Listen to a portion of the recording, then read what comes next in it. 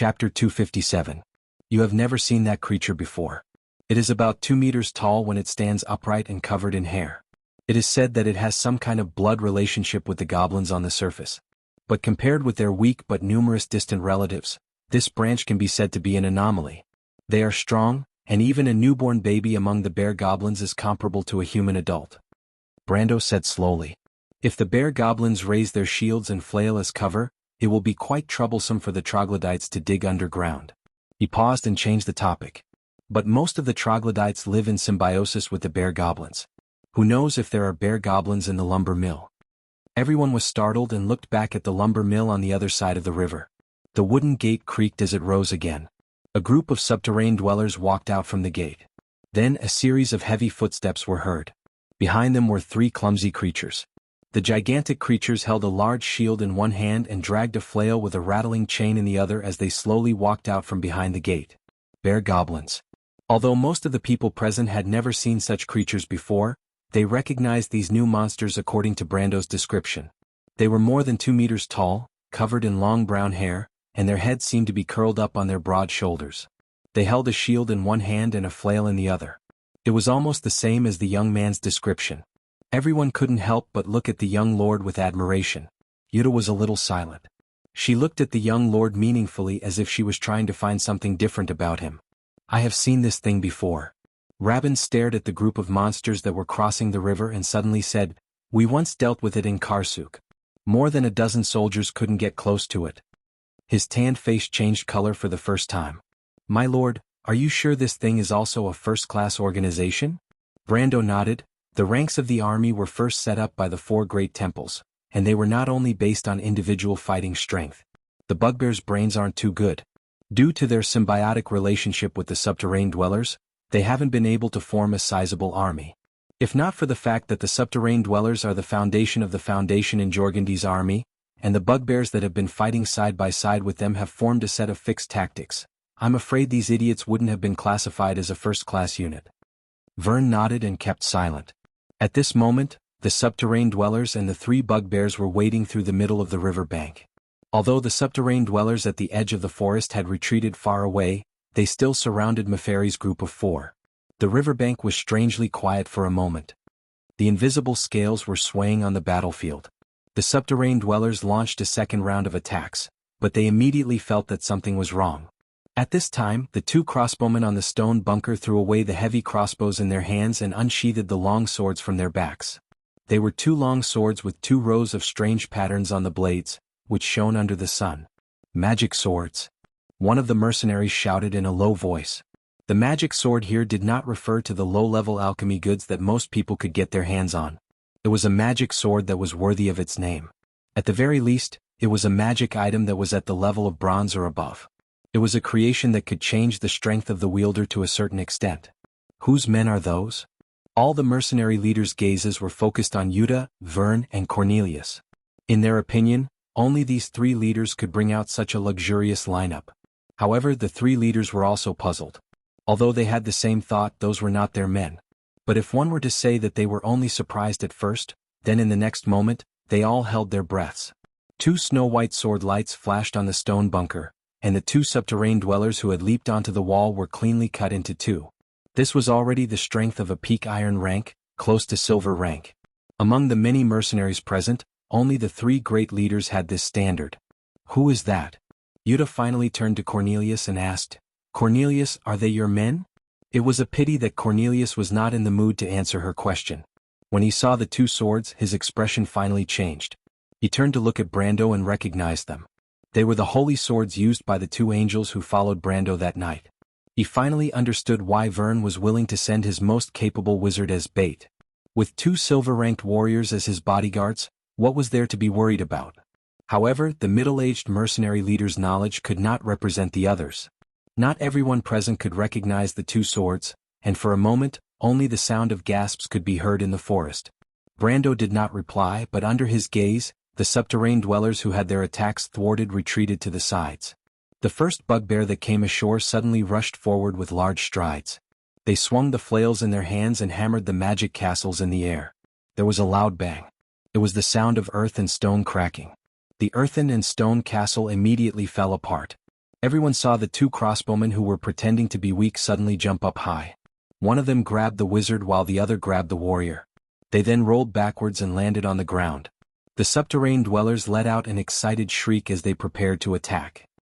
However, at that moment, with a sharp whistle, a group of more than 50 cavalrymen suddenly appeared from the forest. Everyone subconsciously turned to look. Vern and Yuta saw that the leader of the group was the Nightsong Tiger. It was the mercenaries of Lopez and a few other unknown mercenary groups. "My lord, what are you doing?" Vern suddenly realized that Brando was trying to lure the main force of the subterranean dwellers over. If he sent too many troops at the start, it would alert the enemy. However, if he slowly increased the number of troops, it would be like boiling a frog in warm water. This is the Nightsong Tiger's idea. Brando stared at the river bank, his eyes glowing. The key is that the subterranean dwellers are not willing to give up on the bugbears and their companions. This is a weakness of the underworld residents. The young man smiled. In fact, it's not just the NPCs, even the players would occasionally make this mistake. After all, the population of Georgandy Ridge is too precious. In fact, when the Nightsong Tiger mentioned this idea to him, he knew that it would succeed. It was too ingenious. It was no different from the way the players used to manipulate the underworld residents. When he saw the two pristine angels and their companions crawling up from the ground, they cheered as if they had suddenly seen reinforcements. He couldn't help but feel a little amused. He thought that he was a little too wretched. "NPC? Player?" Vern asked. Brando coughed and replied, "Look in front." The three commanders turned their heads at the same time. The lumber mill's gate creaked as it was pulled open again. But this time it wasn't just one gate. There were 3 gates in the north, south, east, and west. Everyone could see an endless stream of subterranean dwellers pouring out from behind the tall wooden fence as if there was no end to them. Cornelius gasped when he counted the number of subterranean dwellers. There were more than 200 of them. It seemed that his estimation was off by quite a bit. This meant that there were more than 300 subterranean dwellers in the camp. With Martha at the top, how were they supposed to fight? It was one thing to lure them out, but it seemed that even if the enemy gave up on the terrain advantage, they still wouldn't be able to take them down. He looked at Brando with a pale face. Brando watched silently as the subterranean dwellers waded across the river. Their goal was to save their own troops before the cavalry could regroup with their companions. In terms of speed, they did have the advantage. But Brando was waiting for this moment. He didn't care about the ugly expressions of the 3 commanders and raised his hand, "Load the crossbows." Everyone was stunned. Looking at the black mass of subterranean dwellers and the earth spirit bugbears behind them, they lacked the courage to continue fighting. Even at this time, half of the enemy was still on the river bank. Wasn't it too early to load the crossbows? But no one dared to disobey a lord's orders. Regardless of whether the lord lived up to his name, Brando's noble status and strength were enough to make the 3 commanders agree with him. Since the 3 largest mercenary groups didn't have any objections, the others naturally didn't dare to voice their opinions. Moreover, the bait was still at the edge of the forest, and they couldn't just leave their companions alone. The mercenaries unstrapped the crossbows on their backs and pulled the handles back to load the crossbows. Since their opponents were the subterranean dwellers, they had no choice but to slow down and tighten the bowstrings bit by bit. One by one, the crossbows were raised, and a rustling sound could be heard in the forest, as if a breeze was blowing through the treetops. "Level the crossbows." Brando lowered his voice and ordered the last person to load the crossbow. The timing was just right. The earth spirit bears and the subterranean dwellers were wading across the river. Because they had slowed down, Brendel's accurate prediction surprised all the commanders. Cornelius even turned around and looked at Brando in surprise. He was the sharpest among the 3 commanders, but he didn't expect Brando to have such an understanding of his mercenaries. After all, they had never given the command of their mercenaries to this young man. How on earth did he guess that? However, Brando was secretly laughing in his heart. In Erewhon, the strength of the mercenaries were almost the same, and their habit of loading their crossbows was also the same. The scene just now was just a confirmation of his experience in the game, and it wasn't the first time he made such a prediction. Not to mention the earth spirit bugbears and subterranean dwellers, even the faster wind elf cavalry would be able to get these mercenaries to strike first. At this moment, every mercenary, including the Magi, laid down the heavy crossbow in their hands, or at the very least, a handheld crossbow. Every mercenary was equipped with a long-range weapon. Even if they didn't have a crossbow, they would at least prepare a bow or a musket. Every crossbow was aimed at their respective targets, but the tide of enemies made them wonder how effective this round of attacks would be. Everyone couldn't help but think, Did the young lord say that this was just a warm-up? The question was there really such a warm-up? Brando didn't answer. He waited for 2 seconds and snapped his fingers. Fire. Author's note: it wasn't easy for me to overcome this obstacle. Everyone please give me some support. It's really painful to live with a writer's block. I don't have the energy to do anything. Chapter 258. A buzzing sound came from the forest beside the riverbank. Countless thorns suddenly sprouted out from the green bushes and formed a translucent black wall that swept across the cobblestone riverbank. The subterranean dwellers who were standing at the front were caught off guard and were hit by the wall. It was as if they had really hit an invisible wall, and the huge impact caused them to stagger and retreat. The corpses that were pierced with arrows lay motionless in the middle of the riverbank. The subterranean dwellers were stunned by the sudden rain of arrows. The ones in front were forced to retreat, but the ones behind were still pushed forward by the huge inertia. Hundreds of subterranean dwellers collided with each other on the riverbank, and it was a complete mess. This is our chance. The same thought flashed through the minds of Jana and Fern, who were hiding in the bushes. They immediately unsheathed their rapiers and great swords. It seemed that they were ready to seize this opportunity to lead their men in a charge and defeat these subterranean dwellers. However, Brando also unsheathed his long sword from the scabbard at his waist. With a wave of his right hand, a gust of wind blew past the two mercenary leaders. Along with the gust of wind, dead trees and chopped leaves flew up and fell to the ground. Yuta and Rabin held their breath and stopped to look at the young lord. "My lord?" Rabin asked. "Attack formation. Get into formation on the riverbank." Brando looked ahead. In his vision, the Nightsong Tiger and his mercenaries were circling the riverbank and preparing to charge forward. "My lord, but..." The red-haired mercenary leader glared at the subterranean dwellers who were in a mess. She gritted her teeth and said, "This is our chance. Your opponents are not humans." Brando glanced at her and replied concisely. He raised his left hand and pointed at his ear, indicating that the subterranean dwellers had been fighting in the darkness for a long time. As creatures that relied on their hearing to distinguish their surroundings, they were much more experienced than the weak humans. Even if the attack caused them to panic, these creatures from the underground of Georgandy Ridge would quickly recover, especially when they relied on the same sound wave to communicate with each other. It was much faster and more effective than humans relying on flags to identify their troops and directions in a chaotic army. In the game, the subterranean dwellers' panic time was much shorter than most other creatures' armies. It was only one round. The goblins had the worst performance in this aspect. Once their formation was disrupted, they would not be able to regroup. The undead were the best as they did not have the chance to panic. For such creatures, only an excellent army would be able to seize this brief opportunity. Brando's view was that these mercenaries would be eliminated in the first place. The two commanders looked at each other as if they were not convinced, but at this time, Cornelius unsheathed his sword and walked in between them. "I'll listen to you, my lord." The silver-haired middle-aged man looked at the caveman on the riverbank and keenly sensed that something was amiss. He replied, "We're not as experienced as the Count in dealing with these monsters." Brando was slightly startled. He looked at the man and saw the ambition hidden in his silver eyes. However, he smiled in his heart and did not care about the intentions of these three commanders. As long as they had such expectations, they would naturally submit. "It's good that you understand. I don't have much time to explain." He lowered the tip of his sword and replied, "Then carry out my orders." He turned around and faced the direction of the river. The three commanders fell silent. "What about you, my lord?" The red-haired female commander, Yuta, asked worriedly. She did not understand why this young man wanted them to fight the subterranean dwellers head-on. The subterranean dwellers were an army of more than 200, perhaps even close to 300. Even if Erwin's Southern Legion had 500 men, they would not dare to say that they could stop the subterranean dwellers head-on, let alone the scattered mercenaries under them. "I already have a target." Brando looked at the riverbank and replied, "Over there." The Nightsong Tiger and his cavalry charged towards the 30 subterranean dwellers and Earth Spirit bugbears. The subterranean dwellers seemed to want to turn around and deal with the new enemies, but Brando's two pristine angels had already removed their disguise and used their wings of light to entangle the subterranean dwellers from behind. The battle on the riverbank became extremely intense. The two silver-ranked angels and 3 silver-ranked Earth Spirit bugbears were evenly matched, but with the subterranean dwellers, it was difficult for them to gain the upper hand. But that only lasted for a moment, and the situation quickly changed, because Brendel had already put down his sword and charged forward.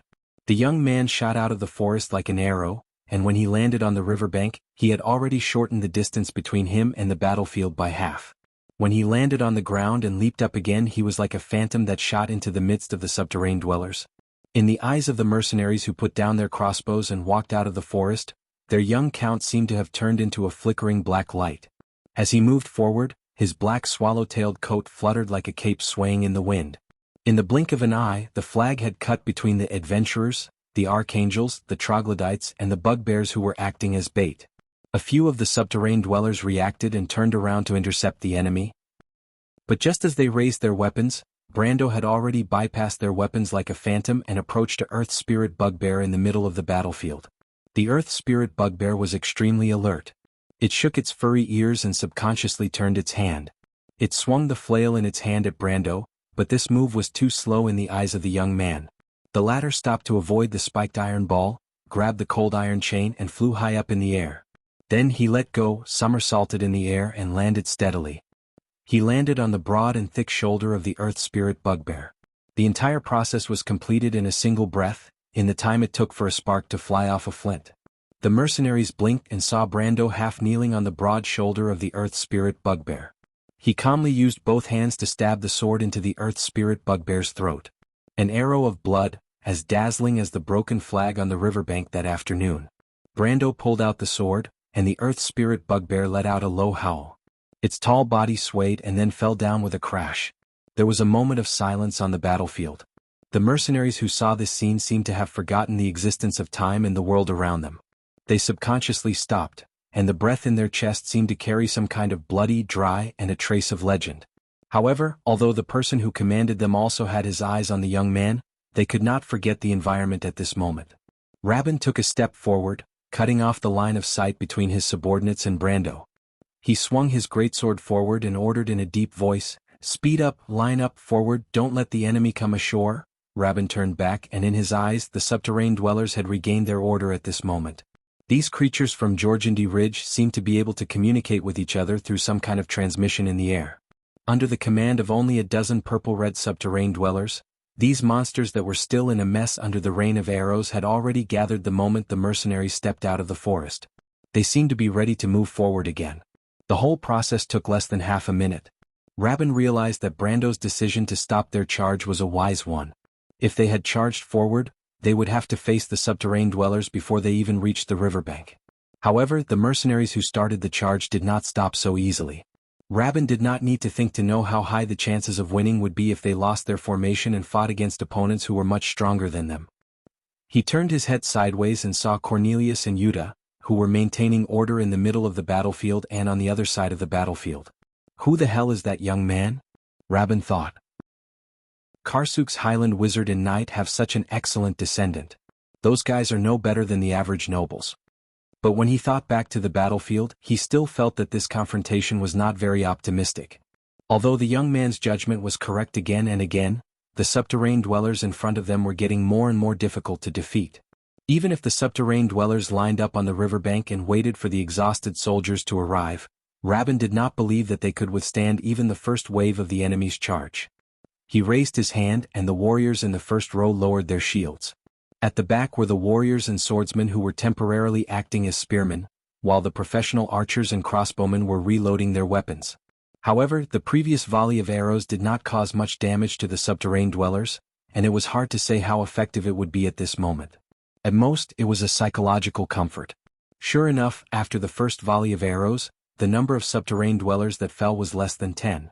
The subterranean dwellers and the bugbears maintained their formation as they waded through the river. The sound of the water splashing was like the approaching death march. At this moment, not only Rabin, but he also saw the hesitation on his men's faces. They were wavering. With less than 100 feet left, the crossbowmen fired their third volley of arrows. Vern could clearly see that the weak arrows hit the thick fur of the Earth Spirit bear and bounced off, having almost no effect. 50 feet. Yuta gritted her teeth and stood in front of her men. She thought that even though she was not strong enough, she could at least reduce the impact of the subterranean dwellers on her men. Those who called her big sister were also her brothers and sisters. For the first time in her life, she felt a little regretful and doubted if she had made the wrong choice. She turned back to look at Brendel's direction and saw that he had just killed the second Earth Spirit bear, but he did not even look at them. She wondered if he was like the other nobles and did not care about their lives. 20 feet. Cornelius could almost see the wrinkles on the skin of the subterranean dwellers. He was sweating profusely as he gripped his sword tightly. In the next moment, two armies, or rather, they were not armies. In short, the mercenaries and the subterranean dwellers clashed. However, the result was out of everyone's expectations. At that moment, the battlefield lost all sound. Everyone was shocked. To be continued. If you want to know what will happen next, please go to www.chidian.com to read more chapters. Support the author, support the original reading. Chapter 259. When the mercenaries realized that the subterranean dwellers had crashed into their shields, there was no sound at all. The huge force was silent, and the mercenaries in the front row were suddenly thrown to the back row. The entire process was like a pantomime. Everyone was stunned. Yuta turned her head, and her flame-like hair swayed violently in the crowd. She saw Brando on the other side of the battlefield lowering his hand. At that moment, 6 silencing spells accurately covered the entire battlefield. The subterranean dwellers immediately fell into endless panic. After losing the ability to judge the sound, these creatures from the underground of Georgandy Ridge were like blind men. It was like a person who had lost all perception of the surrounding world in an instant. Their first reaction was either to retreat subconsciously, or to wave their spears in front of them in a futile attempt to protect themselves. The chaos quickly spread among the subterranean dwellers. Thus, the subterranean dwellers in the front row collided with those in the back row, or they were treated as enemies by their own people.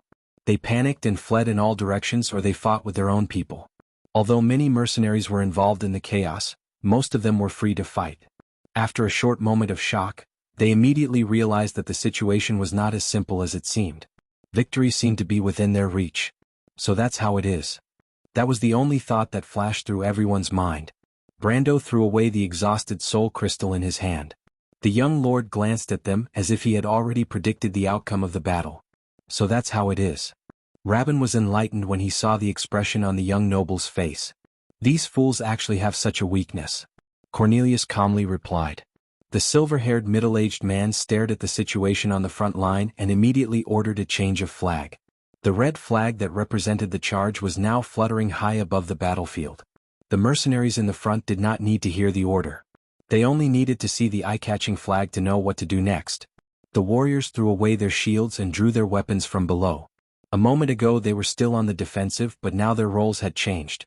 It was as if an invisible wave swept across the battlefield, and the mercenaries began to counterattack. The blind subterranean dwellers were unable to stop the organized attacks of the humans. Although they were strong, it was futile if they could not hit the enemy. Moreover, in the darkness, they had an instinctive fear in their hearts, causing them to retreat in panic as soon as they were attacked. The front line of the subterranean dwellers began to crumble amidst the chaos. However, the subterranean dwellers who were supervising the battle from the rear could not effectively receive any information from the front line. In their perception, the range of the silence spell was like a black hole that devoured all sound feedback. All the subterranean dwellers who entered the range of the black hole were defeated in an instant. The retreat of nearly 100 subterranean dwellers on the front line caused the entire subterranean dweller army to waver. Even though the subterranean dwellers had retreated from the area of effect of the silence spell, hundreds of their own kind were running away. At first, it was only the subterranean dwellers, but when the subterranean dwellers realized that they had lost the battle, they began to turn around, followed by the bugbears. In the end, the escape turned into a rout. But in reality, the real battle wasn't so one-sided. Under the first wave of attacks by the mercenaries, less than 20 subterranean dwellers had fallen. Their corpses were scattered all over the riverbank, allowing the river water to soak them. But at this moment, the subterranean dwellers didn't have the mood to turn back and count their casualties. They only obeyed the fear in their hearts and ran toward the other side of the river. There was no formation or organization, and they were like a pile of loose sand pushing each other forward. Many of the subterranean dwellers were trampled to death by their own kind, leaving behind a trail of corpses. The mercenaries changed their formation as soon as they got out of the silent spell's range. Under Janna's command, they split into 3 groups and chased after the fleeing subterranean dwellers. Most of the mercenaries were happy to see this kind of fighting style, even though they could not believe that it was actually happening. The battle had completely changed in just one exchange. Just like what Brando said, this was just a warm-up battle. On the other side, at the edge of the forest, the remaining 30 subterranean dwellers were surrounded by the Nightsong Tiger's cavalry. With the 3 Earth Spirit bugbears killed by Brando, the subterrane dwellers had no choice but to face 2 silver-ranked archangels and twice the number of humans. The outcome of the battle was obvious. Brando did not need to look anymore. He turned around and saw the mercenaries chasing after the fleeing subterrane dwellers. The young man snorted. These mercenaries were still cautious even until now. It seemed like they were still wary of the remaining subterrane dwellers in the lumber mill. He estimated their speed and frowned. At this rate, the subterrane dwellers would definitely escape into the lumber mill. Although the subterrane dwellers were battered and exhausted, they did not suffer any serious injuries in the previous battle. Less than a quarter of the subterrane dwellers were dead, and the Earth Spirit bugbears were still alive. If they managed to escape, it would be a waste of effort. Fortunately, when he looked at the forest on the other side of the river, he finally saw that familiar figure. The red-haired girl with a ponytail galloped through the forest like a bolt of lightning. It was Scarlet. In fact, it was not only Brando. Cornelius, Yuta, and Rabin also noticed the change on the other side of the river. They did not know when the red-haired girl had gone around the river. The girl was riding on a silver-white magic horse. She held a halberd in one hand and charged out of the forest with a long arc of lightning. It was obvious that her target was the lumber mill. But before that, she blocked the escape route of the subterrane dwellers. "Get out of the way."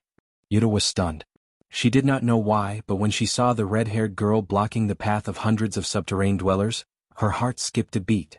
There were hundreds of subterrane dwellers, including the Earth Spirit bugbears. Their survival instincts would probably trigger their ferocious nature. Even a gold tier might not be able to escape unscathed in such a situation. Moreover, if they forced the subterrane dwellers to turn around, their previous victory would be in vain. However, Scarlet did not move, as if she did not hear anything. In the next moment, countless green light spots appeared in the forest behind her. They were the wind spirit spiders. Every mercenary present could recognize these little creatures that were under Brando's command. They also knew how powerful they were. Yuta was stunned. The wind spirit spiders began to attack. Under Brando's command, they began to systematically force the subterrane dwellers to turn around. Every time a beam of light flashed, a subterrane dweller would fall to the ground. The subterrane dwellers were unable to resist the silver tier attack, but they soon realized that the right side of the formation was the hardest to attack. Hence, everything that happened next became natural. When the remaining 20 wind spirit spiders led the sacred swords to attack, the frightened subterrane dwellers could only scream and flee into the forest from another direction. The red-haired girl stood motionless in the middle of the subterrane dwellers, but none of them dared to attack her. They could only obediently go around her like water flowing past a reef. Scarlet did not attack. She waited until the last subterrane dweller disappeared into the forest. Then she turned around and looked at the mercenaries who were chasing after her. She pulled the magic reins and stopped the silver warhorse she was riding on. Scarlet's amber eyes reflected the scene of the caveman in the lumber mill hurriedly closing the door on the wooden fence outside the lumber mill. She smiled faintly. Her eyes flashed with a hint of eagerness. Then she raised her halberd and swung it forward. With a loud bang, everyone saw the lumber mill's gate being lifted high into the air and then falling apart. How troublesome. Amandina frowned as she looked at the scene. She broke the gate and will have to find someone to fix it later. Really, she didn't think about it properly. Amandina walked out of the forest after the battle ended. The previous battle did not affect her at all, or perhaps she was already used to such a life. Let her be. Brando smiled. He looked up and saw the golden light that filled the sky flying towards him. It was about 10,000 EXP, enough to push his mercenary's EXP bar forward by a little bit, more than 10%. Amandina did not reply after hearing Brando's words. She watched as Scarlet led the mercenaries into the lumber mill from the east. The remaining subterrane dwellers were no match for the mercenaries and Scarlet. The outcome of the battle was set. It's hard to imagine, Amandina said softly. These creatures from the Underdark are actually so weak against certain types of magic. Logically speaking, they should know their own weaknesses very well. You can't say that. The Nightsong Tiger came over from the other side of the battlefield and said, Miss Amandina. Amandina turned her head, and a hint of doubt flashed in her eyes. The subterrane dwellers are not a single organization in Jorgendi Ridge. Brando replied, Jorgendi Ridge is like a huge kingdom, and different creatures form this underground kingdom. Other than the bugbears, there are also harpies and kobold shamans who fight side by side with the subterrane dwellers. Not to mention that the subterrane dwellers have their own witch doctors. But in this small tribe, it's hard to find one. So naturally they are inferior to us when it comes to magic. So few. Based on the ratio of 1 mage to 1,000 people, this ratio is not small. Brando replied. Amandina nodded and lowered her head to think, but I didn't expect there to be such a kingdom under Georgandy Ridge. It's completely different from what I know from the books. Even though I know about the subterranean dwellers, I used to think that it was a barren land that civilization could not reach. It turns out that the world is so mysterious. Brando smiled. Amandina lived in the Cruz culture where the majority of the people were humans, so it was normal for her to have such a misconception. But from the perspective of a player, this world was unimaginably huge. But just the subterranean dwellers alone are so fierce. Amandina frowned. Compared to the skeleton soldiers of Madara, they are much more powerful. I didn't know that we had such a threat underground. One of the characteristics of the creatures in Georgandy Ridge is their outstanding individual strength. This is related to their environment. Brando shook his head and sighed as he looked at the sawmill. But you think that the subterranean dwellers are fierce because Erwin is too weak? If the people of Cruz were here, I'm afraid they wouldn't say such things. If you want to know what will happen next, please go to www.chidian.com and read more chapters. Support the author, support the original reading. Translator, Endless Fantasy Translation Editor, Endless Fantasy Translation. Chapter 260. Even though it was a part of the dark forest that extended into the civilized world, the Bearman's Forest itself was not large. It would only take a day or half a day to traverse the forest where the 4 logging sites were located. The sawmill in the west was called the Horseshoe Grass Sawmill, and the news of its loss spread through the entire forest within a few hours along with the subterranean dwellers' retreat. The subterranean dwellers in the forest became restless and restless. At the same time, the news also reached the ears of the subterranean dweller tribe's leader. Tajiv was born from one of the 13 noble bloodlines of the subterranean dwellers. It was a natural choice for a witch doctor. Its skin was darker than the elite warriors of the subterranean dwellers, and its body was covered with long feathers. Those were the feathers of the Dynavals, the spoils of war from the underworld's dark elves. However, it was currently sitting on its bearskin throne and did not have the mood to care about these beautiful feathers. It used its slender fingers to caress a skull with feathers on a wooden stick. It was a little irritated.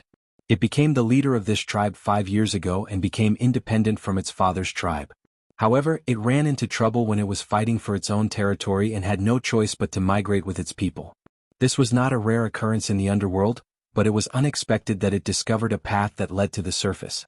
Even though it was rumored that the surface world was far from a paradise, it still decided to take a risk. After it and its people got used to life on the surface, it began to realize that the humans here were not as scary as it thought. Therefore, it took over the 4 logging sites in the forest. However, this action attracted the wrath of the local lord. Of course it was Baron Groudon. The humans and the subterranean dwellers fought twice in the forest, but Tanajal's mixed army and the nobles' private soldiers were no match for the subterranean dwellers. The humans were chased out without gaining any advantage. In the end, Groudon had no choice but to swallow his pride and come to negotiate with it personally. The subterranean dwellers did not need the wood produced in the forest, but Groudon could not. Tanajal was the main source of wood for Ampere Seal, and if there was a problem, the first person to blame would be his powerful father, Count Randner. Groudon had to think of a way to ensure that Trenthium's timber exports would last for a year, even though he was running a deficit. The 4 lumber mills near Abes were among the best in Tanajal, and he did not dare to give them up easily. However, he could not take them back by force and he could not let Count Randner know about this. Thus the only way left was to rely on trade. Even though it was unthinkable for a lord to spend money to buy his territory's produce, Groudon still had silver mines in his possession. Since silver was an important currency in the underworld, and Tajiv needed more money to strengthen his tribe, the two of them hit it off, and this secret deal was kept secret from the start. Tajiv appreciated the deal. Even though the subterranean dwellers had won more than once against the humans and even forced Groudon to lower his pride, it did not hide the fact that his tribe had very few people. Thousands of black iron-ranked fighters sounded terrifying, but this was the entire population of his tribe. Tajiv, on the other hand, was very smart. Through constant contact, it gradually understood the reality of the human world it was in. Even though it was impossible to find an army in Tanajal that could easily chase them away, they would not be able to escape unscathed if they appeared in human territory. Baron Abes alone had a population of 70,000, let alone the whole of Tanajal. Moreover, if a foreign race like Tajiv rashly attacked a human settlement, it might lead to an even larger scale attack. It knew that this place belonged to a kingdom, and the concept of a kingdom in Tajiv's mind was equivalent to the underground kingdom of Jorgandi Ridge, which made it fearful. Even though it knew that Groton had a silver mine, it did not dare to take it over. Tajiv was satisfied with its current situation. As long as it firmly controlled the 3 lumber mills, it would be able to obtain an endless supply of silver from the human lord. With the silver, it would be able to expand its tribe until the day it could return to the underworld. In Tajiv's mind, returning to the underworld was its #1 goal. Even though Tanajul was enviable, it was not the territory of the subterranean dwellers. However, good things did not last long. One day, Tajiv felt that it had encountered a thorny problem. After getting used to a peaceful life, it did not like to engage in war with the humans, especially when the tribe's development was just starting to look good. Since fighting with the humans would attract the attention of the surrounding forces, it did not want to expose its existence. However, the more it thought about it, the more trouble came knocking on its door. Just like this afternoon, it received news from the front lines that humans had once again slaughtered their way into the forest. This time, not only did the humans take over a lumber mill, they also killed more than 100 of its tribesmen. Tajiv was enraged when it heard the news. It ordered its tribesmen who could fight to gather together, but it also calmed down and began to gather information about the humans. The failure at the front had made the wise and cautious subterranean dweller even more cautious. He had gathered all his trusted subordinates here to listen to their opinions. The first to speak was an elderly subterranean dweller draped in bear skin. Of course, from a human's point of view, a subterranean dweller's age was nothing more than a hunchback, weak limbs, and a body full of white stripes. This old subterranean dweller was called Horned Claw. Of course, most subterranean dwellers did not have a name, but this name was given to it by Tajiv. Horned Claw was the name of a bipedal lizard that lived underground in Jorgandi Ridge. They were one of the most famous hunters in the underworld. They were cunning and cunning. Tajiv gave this name to the old subterranean dweller to praise its wisdom and experience. However, the old subterranean dweller was a traitor from an opposing tribe. The subterranean dwellers did not have the concept of 2 masters like the humans. Subterranean dwellers respected the strong, and it was common for them to defect from one tribe to another. Moreover, Horned Claw was a seasoned veteran, and his words carried a lot of weight in Tajiv's tribe. "I've heard from our former tribesmen that there are wizards among the humans," the old subterranean dweller said. "It's a silent spell. The dark elves often use it against us in the underworld. It's a pity that we don't have more witch doctors at the front lines. Otherwise, we wouldn't have lost so many of our tribesmen." "How many of them do they have?" Tajiv asked. 200 or 300. "Only 200 or 300, the subterranean dweller said gloomily. "That human called Groton must be tired of living. Does he think that I won't dare to touch him just because he sent mercenaries to us?" Tajiv spat. "Let's deal with these reckless mercenaries first, then we'll kill that bastard lord. I don't intend to be polite with him. We'll take over the silver mine in the south." "If we do that," Horned Claw replied, "the humans will retaliate." "It's fine. They need time to mobilize. Once we get the silver mine, we'll retreat to the underworld. Let's see if they dare to chase after us," Tajiv replied disdainfully. The few elders in the room exchanged opinions with each other using their unique sound waves. "Then how do we deal with the mercenaries?" another subterranean dweller asked. "I'll personally deal with them," Tajiv replied. "It's just magic." Tajiv stood up and said, "Tonight, I'll make those humans pay the price for our tribesmen's blood." Tajiv's sharp voice echoed in the room. The few subterranean dweller elders lowered their heads and didn't object to it. In their eyes, the humans were indeed reckless. Unlike what Tajiv had purposely spread, there were over 3,000 subterranean dwellers living in the Bearman Forest. In front of such a huge force, even the entire Trendheim army wouldn't be enough to deal with them. Of course, Tanajul might have Count Randner and Erwin behind him. However, Tajiv knew that Groton would not be able to mobilize his troops in such a short time without leaking any information. The only people in Abes right now were the mercenaries that had gathered together. This was the same as the information they received. It seemed that Groton had indeed mobilized the mercenaries to deal with them. However, if Groton thought that he could shake their foundation, he would definitely pay the price. However, Tajiv would never have guessed that Groton had already paid the price for his actions. However, it was not for the subterranean dwellers. The enemy standing in front of them right now was Brando, who was as familiar with them as they were with him. The direction of the battle had changed from the beginning. The battle at the Horseshoe Grass Sawmill had ended long ago. The The subterranean dwellers left the camp in full force, leaving behind only the old and weak who were unable to resist. Even so, the mercenaries still paid the heaviest price in the battle for the sawmill. More than 30 were injured and 10 were killed. Yuta, Rabin, and Cornelius heaved a sigh of relief after the battle was over. They were people who were used to seeing life and death, so this small number of casualties was already somewhat unexpected. No, it was more like a miracle. If it weren't for Brando's familiarity with the underground residents, they wouldn't have been able to win, let alone pay such a small price. However, this battle with the subterranean dwellers was not within their expectations. Therefore, the three great commanders had mixed feelings at this moment. It could be said that they were not so willing to fight for the young lord. Baron Abes's territory shouldn't have anything to do with them, but for some inexplicable reason, they were tied together. Jana, Rabin, and Cornelius couldn't help but look at each other, but there was only bitter laughter in their eyes. If you want to know what will happen next, please go to www.chidian.com. There are more chapters. Support the author and support the original reading. Translator, Endless Fantasy Translation Editor, Endless Fantasy Translation. Chapter 261. That's ridiculous. The mercenary leader swept her fringe to the back of her head and looked at the mercenaries who were cleaning up the battlefield. I really don't know why we're fighting, but, she sighed, this result is still acceptable. Rabin looked at her and nodded. That young man is indeed outstanding as a noble, he replied. I've been disappointed in the nobles ever since I left Karsuk's army, but he seems to have changed my view of him a little. Being a retainer of a noble isn't necessarily a bad thing for a mercenary, but I'm still a little unwilling to do so. Cornelius snorted coldly. The silver-haired middle-aged man looked back at the two of them and bluntly said, It's just that your expectations don't match up with reality. If it was Grodin who recruited us instead of this young man, I don't think you would have been unwilling. It's just that our young lord's foundation is still shallow. You and I can see that he wants to use our strength to achieve his own goals. It's hard to avoid suspicion when you think about it, Cornelius said. If he only wants to use my men as a bargaining chip, I won't let him do as he wishes. Grodin is the ruler of a region, but this young man's actions are a little unique, Rabin replied. I don't care what I think of them, but I have to take responsibility for my subordinates. Yuta lightly snorted and turned her head away after listening to their conversation. She was different from the two of them.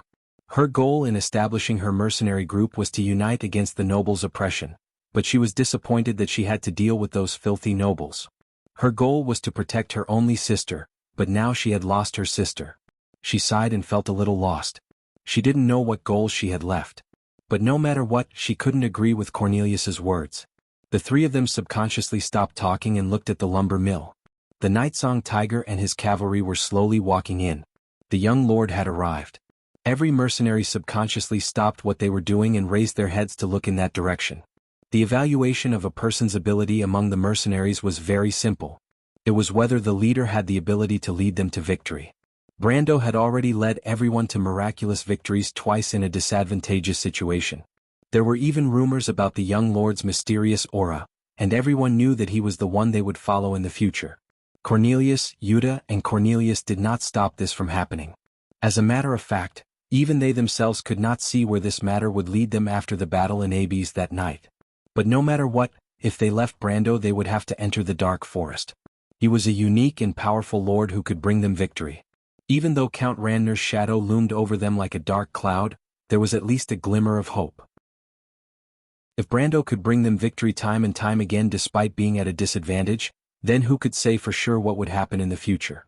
Even the three captains had a faint trace of blind anticipation in their hearts. Cornelius looked at the people gathered around him. He did not doubt that these mercenaries would cheer when Brando rode into the lumber mill. Mercenaries were not stingy with giving their heroes the highest respect. Their lives of swords and blades had nurtured their hot-blooded and boorish characters. But when the Nightsong Tiger and his riders rode into the lumber mill, everyone was stunned. Where was Brando?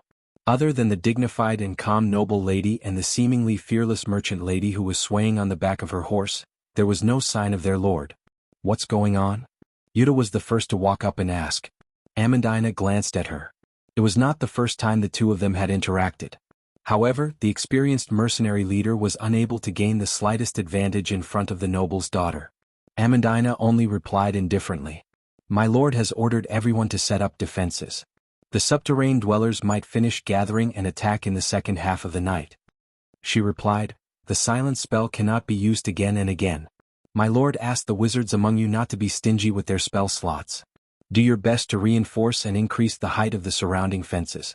You must complete all of this before the Sorcerer King rises into the night sky. Yuta was taken aback. She suddenly realized something and was about to speak, but Rabin, the leader of the Firebrand mercenaries, walked up to her from behind and patted her shoulder to calm her down. The tall man raised his head and looked at Amandina on horseback. Miss Amandina, when will the Lord return? He is the only one here who is most familiar with the subterranean dwellers' tactics and habits. Without him we might not be able to last through the night. It's fine with me here, Amandina replied. My lord said that if you can last through the night, he will give you a victory. Last through the night? Cornelius frowned. That's easy for you to say, Miss Amandina. From the previous battle, the number of subterranean dwellers in this forest is probably more than 1,000. I don't believe that they would station a third of their forces in the outermost lumber mill, especially for a tribe that is constantly on the battlefield. Amandina's expression did not change. My lord, there is a price to pay for everything. The Roman added with a smile. For a businessman, risk and opportunity exist together. But my aunt once said that the difference between people is that the smart ones are bold and cautious. My aunt also said that even a small Roman can become a smart person. Cornelius did not reply after hearing this, but he did not refute either. It could be considered as a tacit agreement. What do you think? Yuta turned her head and asked Rabin in a low voice. What else can we do? Rabin replied, that young man doesn't believe us, but he is telling us that he is willing to trust us. Now that the choice is in our hands, it is up to us to decide what to do. The old soldier smiled. What a confident fellow. He's as arrogant as those *T nobles. What do you mean? Amandina was surprised. It means that he doesn't agree with our thoughts. Rabin replied, we think that he wants to rely on us, but that young noble is telling us that he is fine with us, but he is still giving us a chance to choose. Tisk, Yuta glared at Amandina. How arrogant. I hope that he will be able to resolve this matter. If we defend here for a night, he can bring us victory without sacrificing a single soldier. Does he really think that he is a benevolent king? Amandina snorted lightly. Rabin shook his head. He knew that Amandina was talking about how King Eric subdued the Highlanders, but he seemed to have thought of something and did not reply. No one knew where Brando was at this moment. Both sides were busy mobilizing their forces. Tajiv had ordered his tribesmen to split into 2 groups and pass through the Bearfolk forest. Countless subterranean dwellers and earth goblins were moving forward along the mountain stream. From afar they could see a vast expanse of gray. There were also a few goblin knights in the midst of the horde. They were not creatures of the underworld, but the goblins and subterranean dwellers who had allied together. However, Brando pretended that he did not see them. He placed one hand on the trunk of a beech tree and looked down the slope. He saw the subterranean dwellers gathering into a long gray dragon in the valley. There are so many of them. The red-haired girl stood quietly behind him. When this scene was reflected in her amber eyes, she couldn't help but sigh softly. There are more than 1,000 of them here, right? I knew that the Baron didn't know how many enemies he had. That idiot. Brando nodded. He and Scarlet had been riding on the silver warhorse for a few hours now. They chased after the subterranean dwellers. These creatures that came from the underworld of Georgindy Ridge and lost their sight in the dark would not know that there were 2 people and a horse chasing after them. This was a natural disadvantage for the creatures of the underworld of Georgindy Ridge. These creatures that were used to living in the dark would not be able to adapt to the light of day. They either did not have sight and relied on their blind sense, or their limited vision in the day would make it difficult for them to see things in the sky. It was important to note that almost all the scouts in Won's underworld flew in the sky. The young man looked up and saw the faint colors of the clouds. It was still early, and the subterranean dwellers would not be able to complete their attack on the sawmill until after midnight. There are so many of them, Scarlet frowned as she looked down at the valley. Even Commander Makarov would be helpless against them. But what should we do? She raised her head and looked at Brendel. It seems that the subterranean dwellers' tribe is in front of the sawmill. Brando did not answer her question. Scarlet was stunned and turned around. We will depart from here. We can't approach from the sky anymore. I didn't expect the subterranean dwellers to have recruited the goblins nearby. Brando said. My lord, you are thinking of. Scarlet's amber eyes flashed with surprise. Isn't that too daring? Don't worry, it's not the first time I've done this. Brando turned back and smiled. But I need your help, Scarlet. Scarlet sighed. It's an order, my lord. Very well, as you wish. Brando looked at the girl with a red ponytail and nodded. I order you to help me, Scarlet. Then, the red-haired girl raised her head. There's an old saying in my hometown, Brando replied. To catch bandits, first catch the ringleader. If you want to know what will happen next, please go to www.gdn.com. There are more chapters. Support the author and support the original reading. Translator, Endless Fantasy Translation Editor, Endless Fantasy Translation. Chapter 262. The sky darkened bit by bit. The sunset glow penetrated half of the sky. The thread-like cirrus clouds looked like they were on fire. They changed from a line of bright gold on the horizon to a purplish blue, then gradually turned into a dark blue, all the way to the easternmost part of the sky, turning into a gloomy shadow. The clouds seemed to indicate that the weather would be good for the next few days. Nature had quieted down, and only the chirping of birds could be heard in the forest. Scarlet stood alone beside him, her eyes reflecting a faint layer of twilight. She looked towards the direction of Mount Greyhar, the root system that extended from the Karana Mountains to the north and surrounded the entire Ferber barony. At the same time, it was also the easternmost edge of the Black Forest that lay beyond the borders of Oween's southern civilization. Legend had it that this mountain was the source of the land's wealth. There were countless treasures buried beneath it, such as silver. In just a few days, Scarlet had heard rumors about this huge silver mine. Even though only a small part of it was in Tonajal, it was enough for Groton to spend freely. But this mountain, which was sacred and silent in the eyes of the locals, seemed to be hiding a huge beast in her eyes at this moment. Although the towering rocks exposed the crown of the trees reflected a golden light under the sun, the shadow of the forest hid a secret that no one knew. The sawmill in the forest was like a round spot in the reddish-gold canopy during autumn. Looking down from the top of the mountain, it seemed that there were not many subterranean dwellers.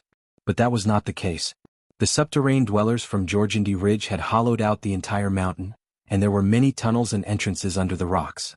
To enter the valley, it was difficult to avoid passing through these areas that were closely monitored by the subterranean dwellers.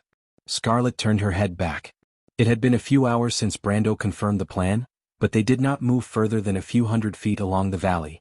In fact, it was only under her constant urging that the young lord unwillingly moved his position. But Brendel did not explain why he had been standing there motionless for a few hours, and often just answered with a faint smile. This guy. The red-haired girl didn't show any reaction on the surface, but she turned around and lightly kicked the tangled roots of the black pine. Since the plan had been confirmed, what was she waiting for? Whether it's that, to catch bandits, first catch the ringleader, or an assassination, how long do I have to wait? She frowned, not liking the feeling of wasting time at all. She turned around and saw the subterranean dwellers coming out of the forest one by one. This was the second batch. The first batch had already entered the forest. Are they going to meet up with the others first, or are they going straight to the sawmill? There were thousands of subterranean dwellers in front of them. If they were to head straight for the sawmill, they would arrive earlier than expected. If that was the case, would the mercenaries be able to last until midnight? She was very doubtful. I don't know. Brando's answer was concise and comprehensive. Shifeng truly had no idea. He wasn't a military genius, and he was only familiar with the habits of the subterranean dwellers. As for what the other party's decision would be, Shifeng had no idea. Then, my lord, the sun is about to set. Didn't you say that we would wait until evening? Brando was surprised. Did I say that? Of course you said at that time. Oh, Brando interrupted her. That's because I saw that you were impatient, so I wanted you to relax. The red-haired girl stared at him with her amber eyes. Even if she had a good temper, she couldn't help but reveal her white canine teeth. I'm sorry. Brando smiled. Scarlet remained silent and turned around. After all, Brando was the lord, and she saw herself as his subordinate. Of course, a subordinate could not question the lord's will. So even if she had doubts, she could only keep them in her heart. But Brando would explain his thoughts to his people most of the time, and today seemed a little strange to her. But it wasn't that Brando didn't want to say it, it was that he couldn't. He smiled as he tapped the Shire of Rhodes market in the space he created. 6 wealth was transferred to all his resources. Since that night of squandering, his wealth had risen to 98 points in the past 3 days. But compared to what he had already spent, this recovery was like a cup of water on a burning cart of firewood. Do you plan to go down to the underground cave to find their chieftain? He thought for a moment and answered. The subterranean dwellers have probably dug out the entire mountain. If we go down there, we won't be able to find them for a year. But we can't just wait like this. Scarlet complained. Don't worry, this is just a small tribe. The chieftain of a tribe of about 3,000 people is usually a witch doctor. Brando replied. To deal with an official human wizard, he has to come personally. Then how long do we have to wait? It depends on how cautious they are. Brando answered. At the latest, it won't be more than a little after the moon rises. Can they hold off the subterranean dwellers for that long? Scarlet couldn't help but ask. I believe in Amandina. Brando raised his head. I've already given her the method. The rest will depend on whether the mercenaries are willing to stand with us. But if they can't, they have ways to protect themselves. But in reality, it doesn't matter whether they give up on the lumber mill or not. The outcome of this small conflict has already been decided in the battle this afternoon. What do you mean? Just wait and see. Brando smiled. What I want is not as simple as victory. The moon quickly rose into the sky. Under the night sky, the lumber mill was filled with the smell of silence. But this could not be hidden from the experienced mercenaries. When Yuta was patrolling the lumber mill, she had already sniffed out the unusual smell hidden in the wind. The subterranean dweller scouts have probably arrived. She frowned and raised her hand subconsciously. Her fingers dug into her fiery red hair behind her right ear and combed it back against the night wind that was gradually cooling down. She waved her left hand and called for a few mercenaries to scout the forest. However, her actions had attracted the attention of the others in the camp. Cornelius, the leader of the Rose and Wine mercenary group, raised his head and glanced at her. He then turned his head back and continued to supervise his men as they dug a trench in the camp. It was not a trench, but a precautionary measure to prevent the subterranean dwellers from ambushing them from underground. As for the tall and sturdy Captain Verne, he was also silent. He gestured for his men to climb up the wooden wall. Amandina, who was patrolling the camp, heaved a sigh of relief when she saw the mercenaries' orderly and experienced actions. After inspecting the lumber mill, the noble daughter lifted her skirt and walked up the wooden wall with the company of her two wild elf sisters. She first looked at Yuta, who was standing under the moonlight. Did you find anything? Amandina asked. Yuta turned her head and saw that it was Amandina.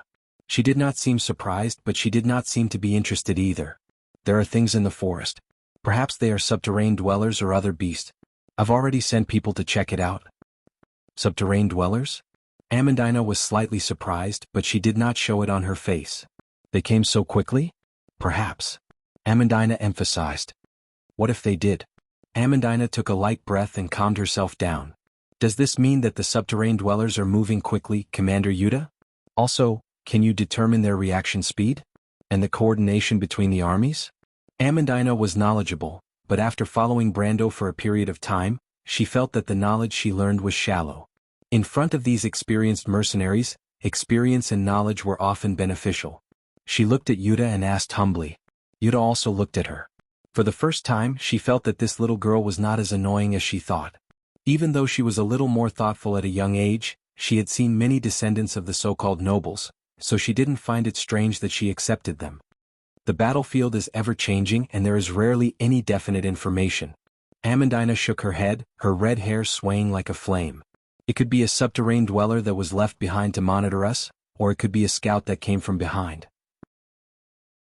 If it is the former, it means that the other party is very skilled in battle. If it is possible, I do not want to be entangled with such a person. But if it is the latter, it means that the other party's overall reaction speed and coordination are superior. If this is the case, then the next few days will be very difficult. And at least it means, Yuta added, that the scout was able to cross the forest in such a short period of time. His individual strength is not ordinary. Which do you think it is, Commander Yuta? Based on experience, Amandina replied, I am more inclined towards the latter. Experience? Experience is very important, Miss Amandina, especially when you're unsure of something. Experience is like an intuition and it's more reliable than your knowledge. Jana licked her lips as she looked ahead. A flock of birds was startled in the forest, indicating that the mercenaries and the subterranean dwellers had fought and were chasing them away. Amandina narrowed her eyes. It seems that my guess was not wrong. Your lord is not an ordinary person. What? Amandina looked back in surprise. If the scout is here at this time, it means that the main force is near. Yuta replied, but in terms of time the attack will be delayed. The real intense battle will last until the second half of the night. That little guy. Oh, I'm sorry. My lord seems to be quite familiar with these subterranean dwellers. He knows more than that. Amandina looked at the moon and replied faintly. To be continued. If you want to know what will happen next, please go to www.gdn.com. There are more chapters. Support the author, support the original reading. Chapter 263. Amandina could hear the faint sounds of birds flapping their wings in the forest, and she could not help but feel a chill run down her spine. Jana stood beside her. The two ladies, one big and one small, stood silently on the wooden wall facing the cold moonlight. Who knew what dangers lurked in the darkness? Amandina could imagine the subterranean dwellers leaping through the forest. Their heavy footsteps made crisp crackling sounds as they stepped on the withered pine branches. They quickly appeared from the dark forest and surrounded the lumber mill. The subterranean dwellers appeared from the direction of Mount Greyhar. There were about 30 of them, and they were the same as the ones in the afternoon. The mercenary scouts were obviously no match for them. Fortunately, Amandina had already considered this point. She had sent out cavalry so they could at least retreat from the forest. The subterranean dwellers followed closely behind the cavalry. They knew that the humans would retreat back to the lumber mill, and if the humans in the lumber mill opened the gates to receive them, they would have a chance to kill their way in. However, Yuta would not make such a low-level mistake. She immediately ordered the crossbowmen to stop the subterranean dwellers with a rain of arrows. At the same time, she ordered her own men to open the gates and let the cavalry in. The crossbowmen released the bowstrings on their crossbows, and a row of white arrows shot out from the wooden walls outside the lumber mill. The uniform crossbow bolts were like an invisible whip lashing out at the subterranean dwellers' formation, causing them to fall into disarray. Amandina saw with her own eyes that the subterranean dwellers that were shot down crawled back up from the ground. There were only 5 or 6 of them that fell. Amandina could not help but suck in a breath of cold air. Even though she had fought with the subterranean dwellers in the afternoon, she was with the Roman at the back. She did not see the battle as clearly as she did now. But no matter what, the subterranean dwellers left behind 5 or 6 corpses and retreated quickly. They are scouts. The female mercenary leader stared at the direction where the subterranean dwellers had retreated to and confirmed this. Then this is the first group of subterranean dwellers that appeared in the afternoon, Amandina whispered. If they did not gather together, then these are the subterranean dwellers that came from the nearest sawmill. They did not gather together. How did you know? Yuta turned around. This little girl was just asking her a question, but she came to her own conclusion so quickly. The guide from AB said that it would take the better part of a day even on horseback to get here from the sawmill, she said matter-of-factly. You can see that the troglodytes were not as fast as horses. The vanguard, Yuta replied. They probably know that we don't have many people. Amandina replied, so many escaped in the afternoon, it's impossible for them to hide their strength. However, the two of them did not dwell on this matter. It was obvious that they had no chance of defeating each other in the afternoon.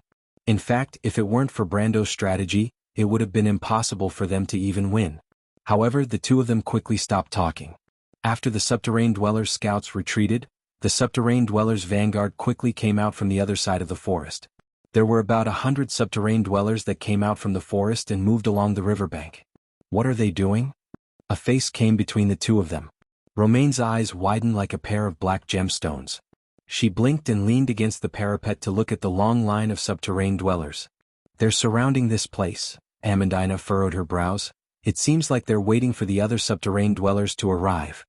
Are they looking down on us?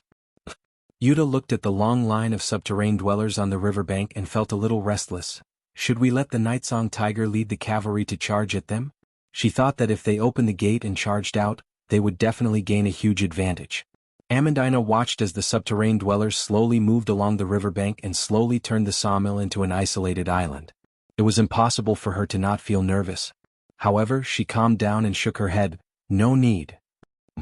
If they're going to surround us, it means that they won't attack for a while. Isn't that what we want? If we weaken them a little, it will be easier to defend later. Yuta looked at Amandina. Amandina's calmness left a strange impression on her, but she shook her head. But you're right. We might have to face 1,000 or more of these subterranean dwellers. It doesn't matter if there's 100 more or less, and we don't have the confidence to wipe them all out. Amandina spoke as if she was trying to convince herself. Amandina did not reply, but she thought in her heart, 1,000? She secretly shook her head. Brando told her that there were more than 3,000 subterranean dwellers in this area. But the greater the number, the slower it would take for them to gather. She estimated that the number of subterranean dwellers outside the sawmill would be more than half of this number. The only thing left was to hope that the subterranean dwellers were not good at fighting on the surface like Brando said. Amandina was a little nervous, but on the other hand, Brando had never boasted before. The silver moon rose higher and higher in the mountains. When the moonlight illuminated the valley, Brando finally found his target. He squinted his eyes and saw a skinny subterranean dweller which doctor surrounded by a few large bugbears. Even though they disappeared into the sea of people in the blink of an eye, he had already memorized their approximate location. It was already past midnight. He immediately reset the card, the Market of the Shire of Rhodes, and tapped it again, transferring 6 points of wealth into the treasure. After doing all this, he lowered his head and looked at the subterranean dwellers gathered in the Silver Valley. The number of subterranean dwellers was astonishing, and they were divided into 3 groups. He guessed that at least half of the subterranean dwellers in this area were stationed under the sawmill. Looking at the densely packed spears, Brando could not help but frown. The bad news was that he and Scarlet had no choice but to find a target in this army. Even if both of them were gold level rank 1, it was still impossible for them to move freely among hundreds and thousands of iron level creatures. The good news was that it was easier than going around in circles in the underground tunnels dug by the subterranean dwellers. Brando had once been a hot-blooded, impulsive person. He and his companions in the game were like Scarlet, charging in without any hesitation. The difference was that he was here to stop the red-haired girl, but there was no one to stop them at that time. Of course, the result was that they were lost for almost a week. He stood up and waved at Scarlet, who was bored out of her mind. "Come with me. You're making a move?" The red-haired girl was stunned. Brando nodded. The two slid down the hillside silently. The dense growth of the subterranean tree hid their figures, but it was unnecessary. The subterranean dwellers did not rely on their eyesight. Their sharp hearing allowed them to catch the light footsteps of humans from hundreds of meters away. But that was only for ordinary people. When Brando and Scarlet came out of the forest one after another, the first to notice them were the bugbears at the edge of the forest. The bugbears with flails were obviously shocked when they saw the man and woman. They rarely experienced such a situation. At first, they took a little time to think about how to deal with the situation, but then they immediately let out a deep roar. The roar echoed throughout the valley. Clang. Brando cut the meteor hammer that was flying towards him in half with his sword. He tilted his head slightly and let the weapon fly past him. Then he looked up again. Probably realizing that their attack did not work and guessing the opponent's strength, the subterranean dwellers and the bugbears in his field of vision became restless. The news spread like a plague among these strange creatures, but the transmission of the news took time, and the reaction took even more time. But Brando had calculated the distance between him and the subterranean dweller witch doctor. He flicked the blade of his sword with his left middle finger and leveled it, drawing a long silver line from left to right. The wind pressure was released from the blade.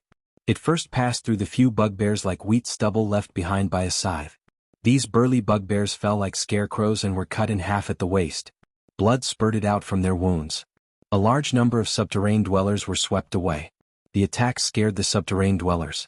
Although the division of strength between Georgandy Ridge and the surface world was different, the strength of a gold rank 1 was enough to create a deterrent effect no matter where it was. The subterranean dwellers immediately screamed in horror. To Brando it sounded like meaningless noise and screams. They then retreated like a receding tide away from Brando. This was even more exaggerated than in the game.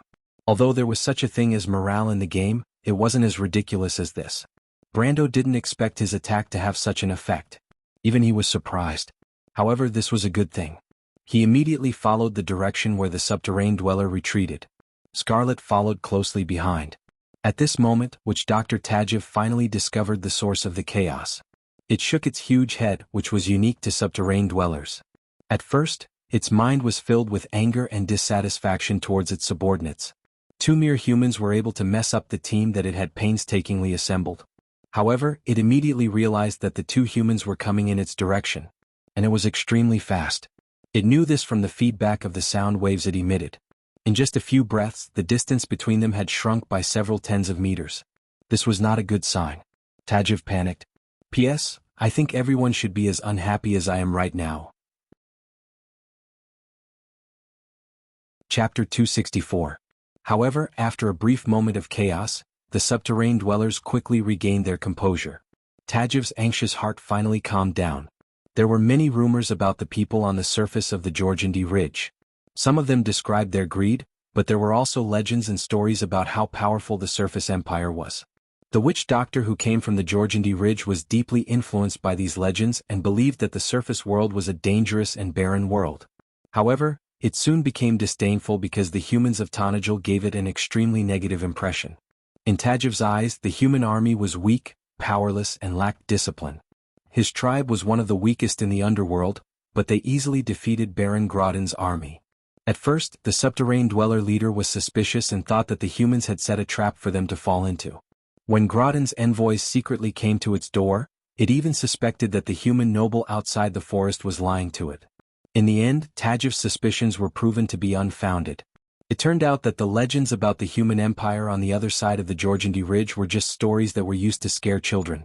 However, greed did fit the description of the human race. After a brief moment of shock, its initial cautiousness was replaced by an inflated ego.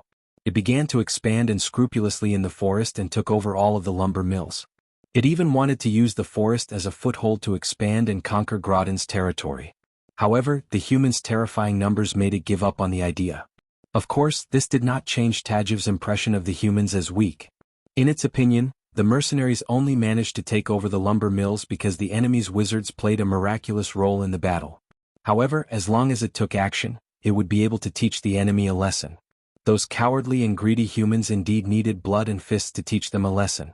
Tajiv couldn't help but think angrily. It had already subconsciously treated these surface people as some sort of inferior life form or aboriginals. However, the two humans who dared to attack its army gave it a shock. The subterranean dwellers who retreated from the front lines used their low-frequency screams to inform it that the two humans were very strong, perhaps as strong as a slave master. In the Georgandi Ridge, the title, Slave Master, represented the strength of a gold-ranked creature on the surface world, such as the Minotaurs or the Golden Dwarves who lived in the labyrinth. Tajiv's hair stood on end. This was an instinctive reaction for the subterranean dwellers. It knew that these two creatures were the fourth-ranked creatures in the hierarchy of the underworld. Even the subterranean dwellers had to look up to them, let alone Tajiv. But now, it was neither the bullhead gladiator with a double-edged axe nor the golden dwarf who lived in the Golden Hall. Tajiv's armies and Grodin its eyes were humans. Humans were humans were humans were humans were humans were humans. But they are humans who lack probability.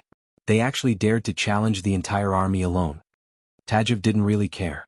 It thought that the natives were natives after all. They lacked a systematic battle strategy. In the underworld, war had developed into an art. Even though it had only learned the basics, it was enough to look down on these barbarians.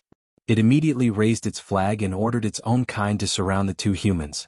Even if they were slave masters, it was still impossible for them to fight against an army of humans alone. When the subterranean dwellers started to panic, Brando's attack was still going smoothly. He looked up and saw that among the subterranean dwellers who were moving in all directions, there was a conspicuous goat head emblem.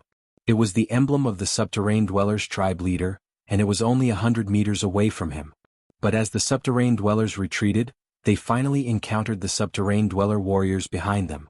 These tall, burly subterranean dwellers with purplish-red tumors on their bodies mercilessly whipped their companions with the spears in their hands to wake them up from their panic and return to their posts.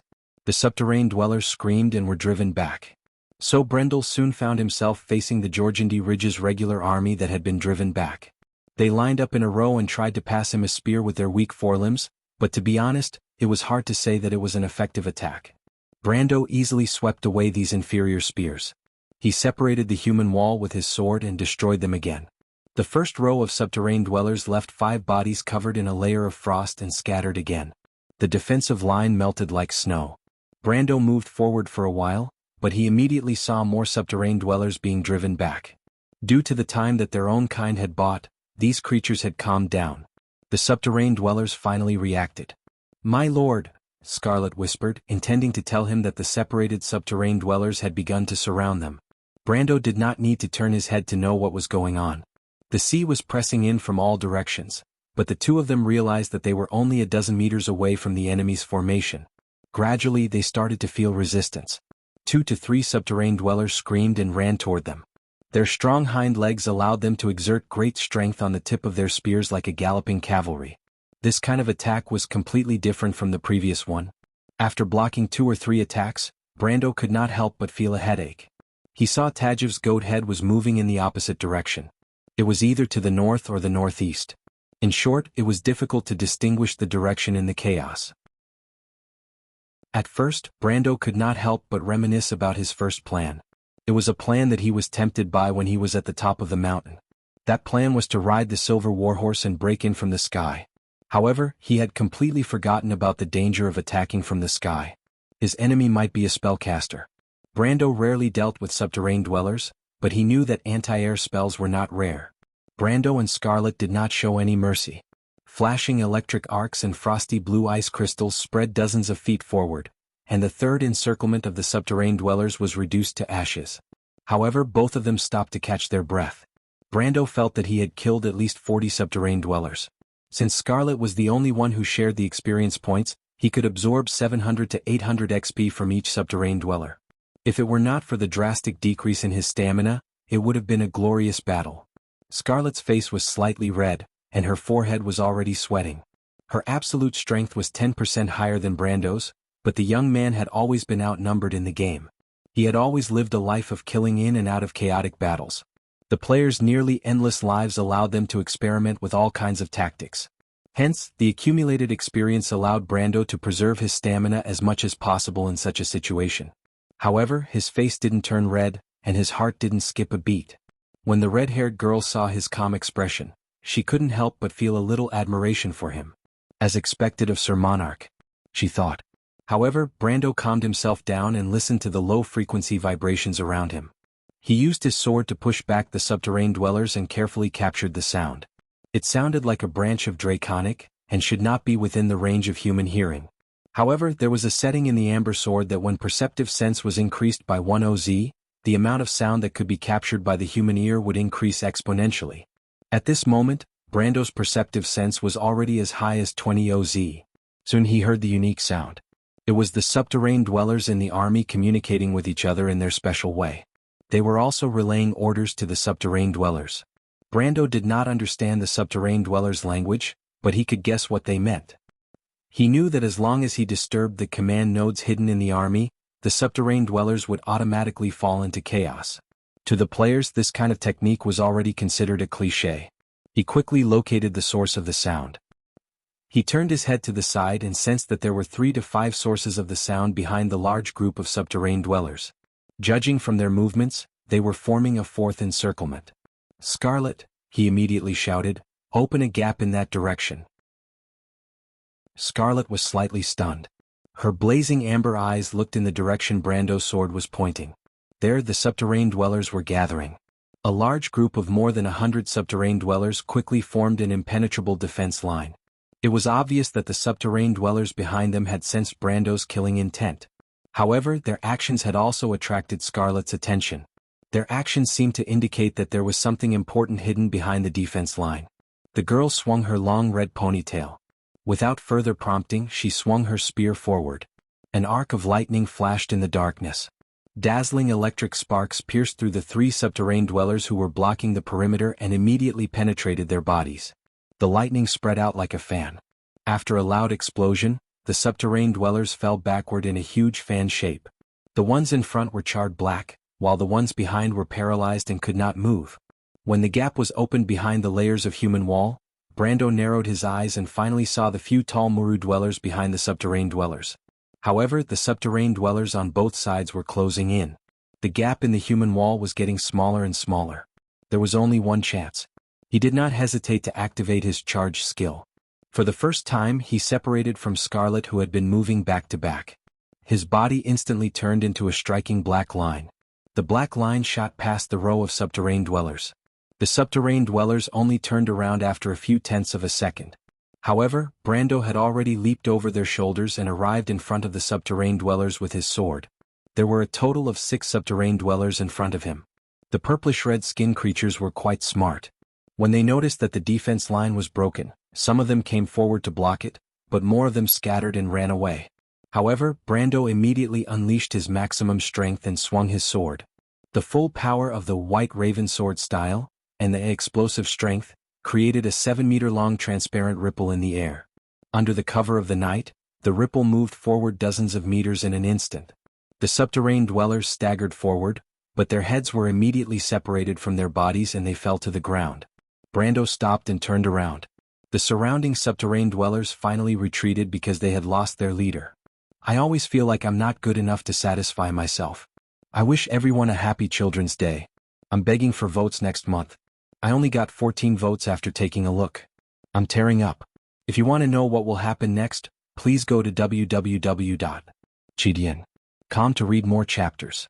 Support the author, support the original reading. Chapter 265. A ball of lightning burst out from the darkness like a bright firework.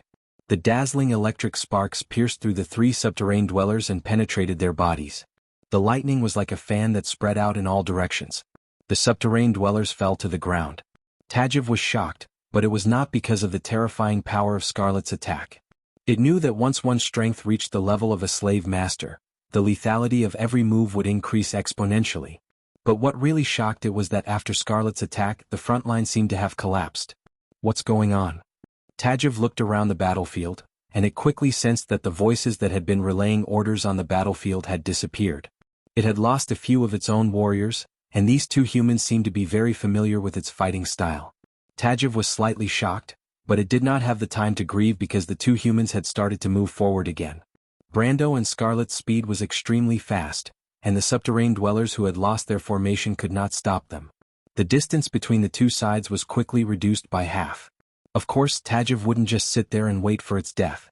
However, it soon realized that the subterranean dweller warriors that it sent forward to organize the attack would often be found out from the crowd and executed with surgical precision.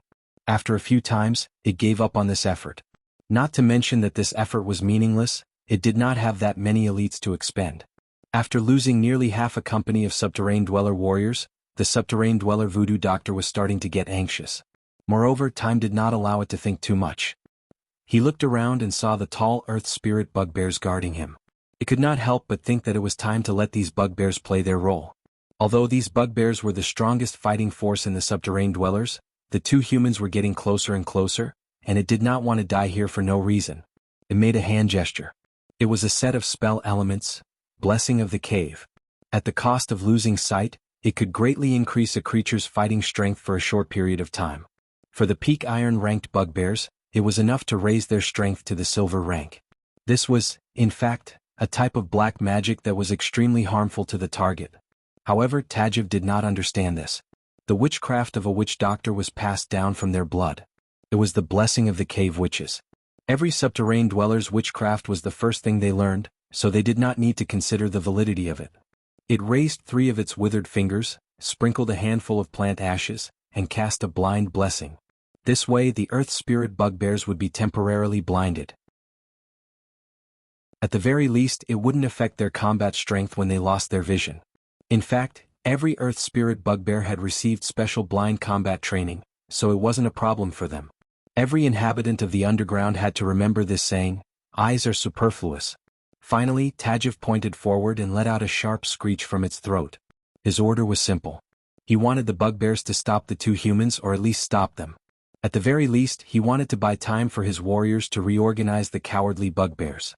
It knew that a human's physical strength was limited. Its sharp hearing had even caught the sound of the woman's heavy breathing. It knew who was going to last longer. But Tajiv believed that victory would belong to the subterranean dwellers. This was the result of his experience in hundreds and thousands of battles. While listening to the goblin bears moving forward with heavy steps, he ordered his personal guards, even though the goblin bears were no longer of the same standard after the goblin bears were gone, to cover his retreat. These 2 damned humans. Tajiv couldn't help but curse in its heart. But at this moment, Brando and Scarlet saw a completely different scene. The red-haired girl felt that she was about to collapse from exhaustion.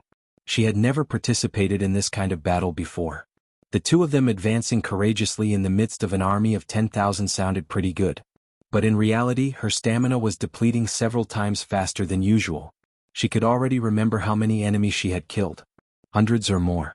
At first, it was like a hot knife cutting through butter, but as her stamina gradually depleted, The feeling of advancing courageously was soon mixed with a trace of difficulty. The lightning arcs that extended from her halberd had shrunk from 10 feet long, but now they were only surrounding her body. Scarlet didn't know how long she could last. She couldn't help but look around. There were enemies everywhere. She began to gasp for air as she looked at Brando in admiration. Brendel was the only one who remained calm and composed.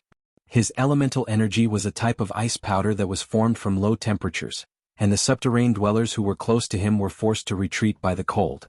Scarlet gritted her teeth and followed him, unwilling to lose. But she didn't know that Brando was also feeling a little weak.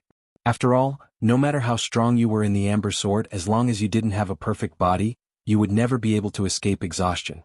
Be it gold rank 1 or elemental activation, there was no exception. The young man's calmness and ease in using his elemental ability were all due to an unexpected surprise. As his level increased, the indomitable ability hidden in his body gradually grew, and more new attributes appeared. And at this moment, he was surprised to find such an indomitable ability. As long as the stamina does not enter the stage of exhaustion, the character can use all his abilities as if he was in his best condition. On the surface, this indomitable ability did not increase a character's absolute strength, but Brando knew that it played a far greater role in actual combat than he had imagined. After all, any player or NPC, as long as they had not reached the stage of perfect body, they would inevitably face the problem of stamina depletion. In other words, except for the real Golden Clan, everyone's absolute strength in combat would gradually decrease. But after obtaining the indomitable ability, the situation had fundamentally changed. This was an unexpected piece of good news. It meant that he would be able to maintain his peak strength at any time in any battle. This was especially true in a long battle or a duel. He would have an absolute advantage. But Brando thought that although this indomitable ability was beautiful, once he reached the perfect body stage, it would become useless again. When he thought of this, he felt a little helpless. He casually swung his sword. The continuous use of the White Raven sword style and power burst had already pushed his stamina to the critical point. But at this moment, Brando raised his head and finally saw the earth spirit bugbears around Tajiv finally moving. Then he saw a layer of black and red light flashing on the subterranean dweller's body. He recognized that it was the most commonly used skill of the subterranean dwellers, Cave Blessing. The subterranean dweller's mana pool was not large, which meant that the subterranean dweller had begun to use its trump card. That was enough. Brando could not help but let out a sigh of relief. He turned his head slightly. "Scarlet, can you still hold on?" he asked. The red-haired girl casually slapped away a subterranean dweller that was charging at her. She took a deep breath and did not even have the mood to answer this question. She only asked, "Phew? How far do we have to go, my lord?" Her answer had already shown that she was exhausted. But when she turned her head, she saw a row of earth spirit bugbears blocking her way like a tall wall. She was shocked and her face turned pale. She took a deep breath and pulled back her halberd. She gritted her teeth and said, "My lord, I remember that you have the ability to accelerate, right? Charge?" Brando was stunned. "Yes, what? I'm already exhausted. I'm afraid I don't have the strength to continue." Scarlet took a deep breath, but when she raised her head, her eyes flashed with an unyielding fighting spirit. She gritted her teeth and said, "I'll use the 7th chord to open up an opening. My lord, you think of a way to speed up and pass through those earth spirit bugbears. Are they called earth spirit bugbears?" Brando did not expect this to be what she was thinking. He shook his head and said, "What are you talking about? I'm asking if you can buy me some time." "Time?" Scarlet was stunned. 30 seconds. The red-haired girl's eyes flashed with doubt, but she still nodded firmly, "Of course. Then I'll leave it to you." Brando stared at the wall of earth spirit bugbears that was getting closer and closer. In his eyes, Tajiv's goat head was getting farther and farther away. But success seemed to be right in front of him. When Tajiv felt that Brando and Scarlet had stopped, it almost thought that victory was in its hands. It thought that even if they were 2 slave masters, they would have to be careful in front of more than 20 earth spirit bugbears with the blessing of the cave. However, as long as they slowed down, it would have enough time to reorganize its panicked tribesmen. In this way, the 2 humans' efforts would be in vain. Tajiv couldn't help but feel proud of its brilliance. However, before it could order the troglodyte warriors to return to the front lines to supervise the fleeing troglodytes, an unexpected situation occurred within its hearing range. It was a sharp premonition of danger that was left over from years of war. Its heart skipped a beat, and it subconsciously raised its head. Although it lacked vision, it could feel that there was an uninvited guest in the air from the feedback of the sound wave. It did not know what it was, but it had never heard of this special echo before. It was soft with a hint of chaos, as if it was stirring up the air and creating a vortex in the wind.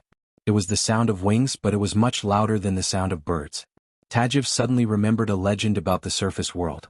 It thought that it must be a giant eagle, the giant eagle of the elves on the surface world. But at this moment, only Brando, Scarlet, and a few earth spirit bugbears in the army could see that it was not a giant eagle that appeared in the sky, but two shining angels with two pairs of light wings on their backs. The holy archangels descended from the sky. Their target was Tajiv, which was right below them. To be continued. If you want to know what will happen next, please go to www.chidian.com. There are more chapters. Support the author, support the original reading. Chapter 266. Amandina clasped her hands in front of her chest and watched as more and more people walked into the forest. Ever since the month of frost, even though there was still some time before Erwin's first snowfall, the temperature at night was already very low. Everyone exhaled a thin layer of white air in the cold air, forming a cloud over the lumber mill. The soldiers behind the parapet rubbed their hands together to resist the cold. Under the cold night sky, there was a hint of tension.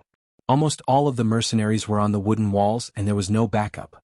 Even though Yuta and Cornelius were against it, Brando personally told her that there was no need for it, and that was the truth for her. What if something unexpected happens? This is putting everyone in danger. Amandina didn't know why, but she suddenly had a naughty thought when she answered the female commander's angry question. If Brando lied to her, she would become a spirit after she died and would haunt him.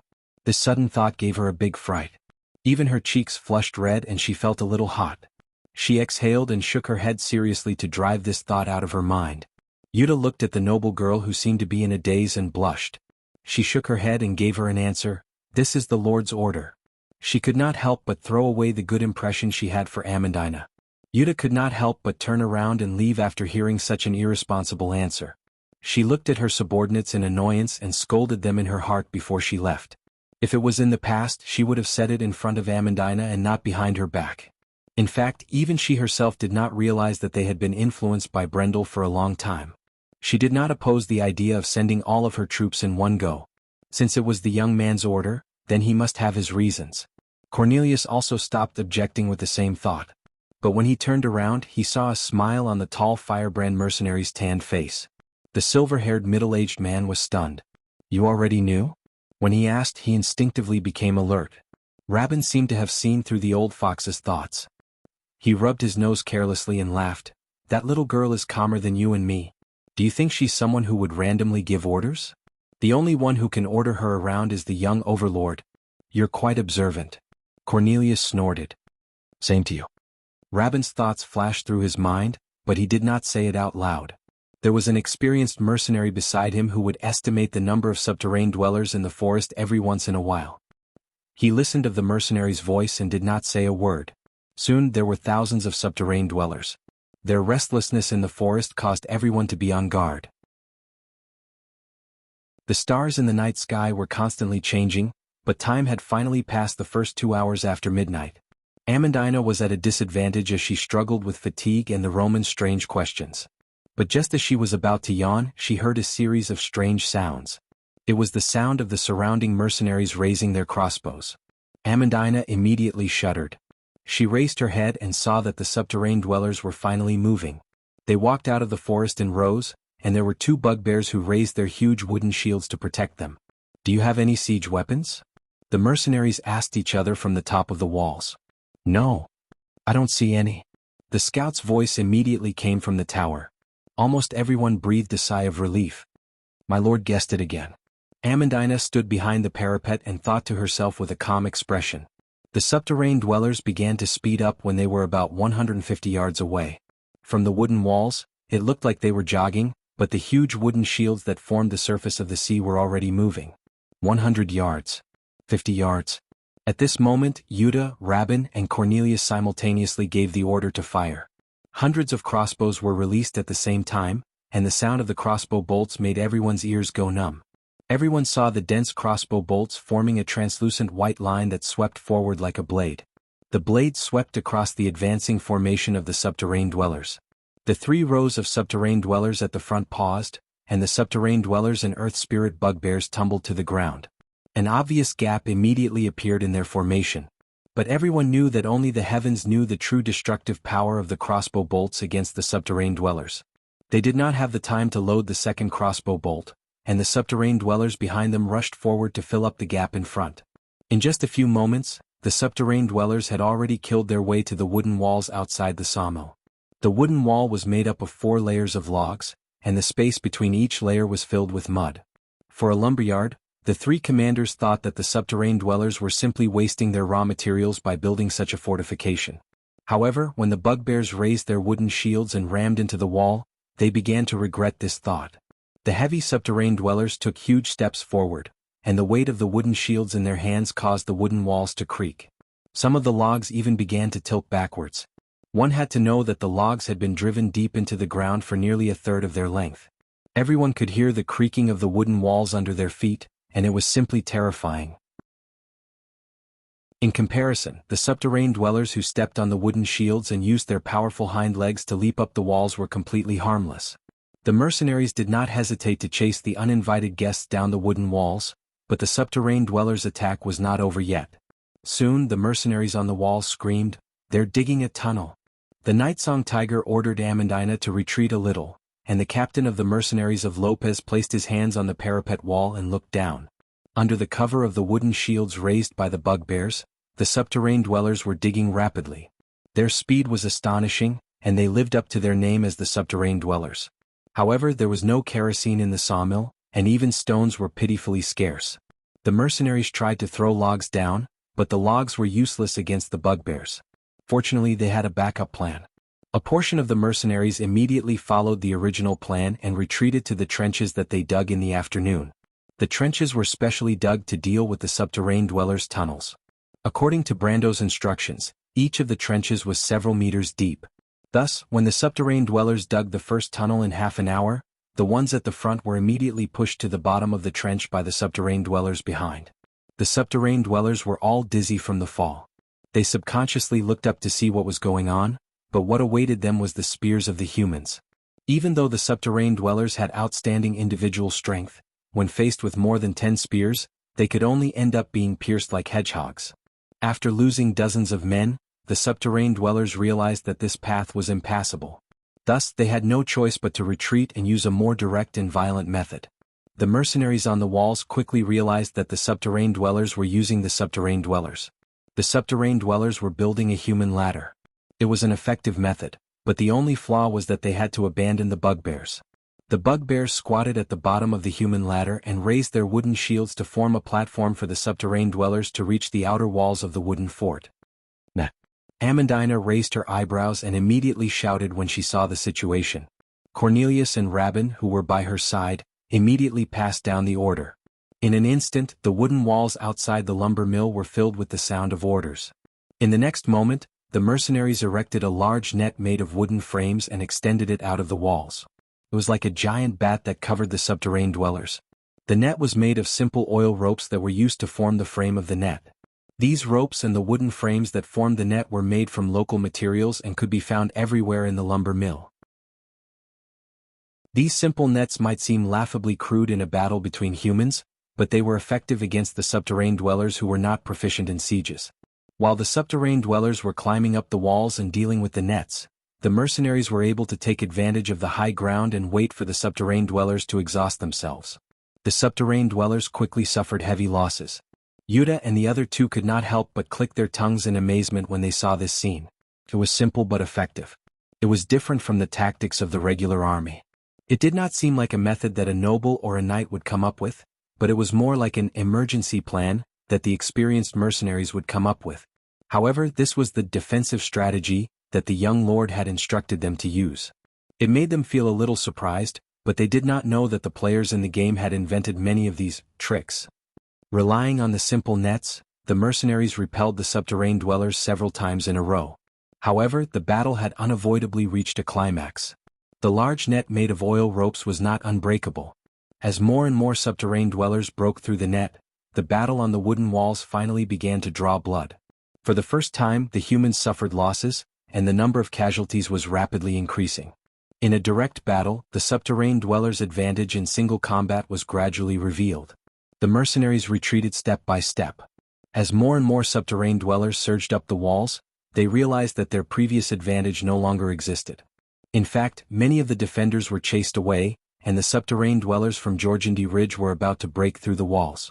Even though they were not proficient in sieges, their advantage in numbers made up for their shortcomings.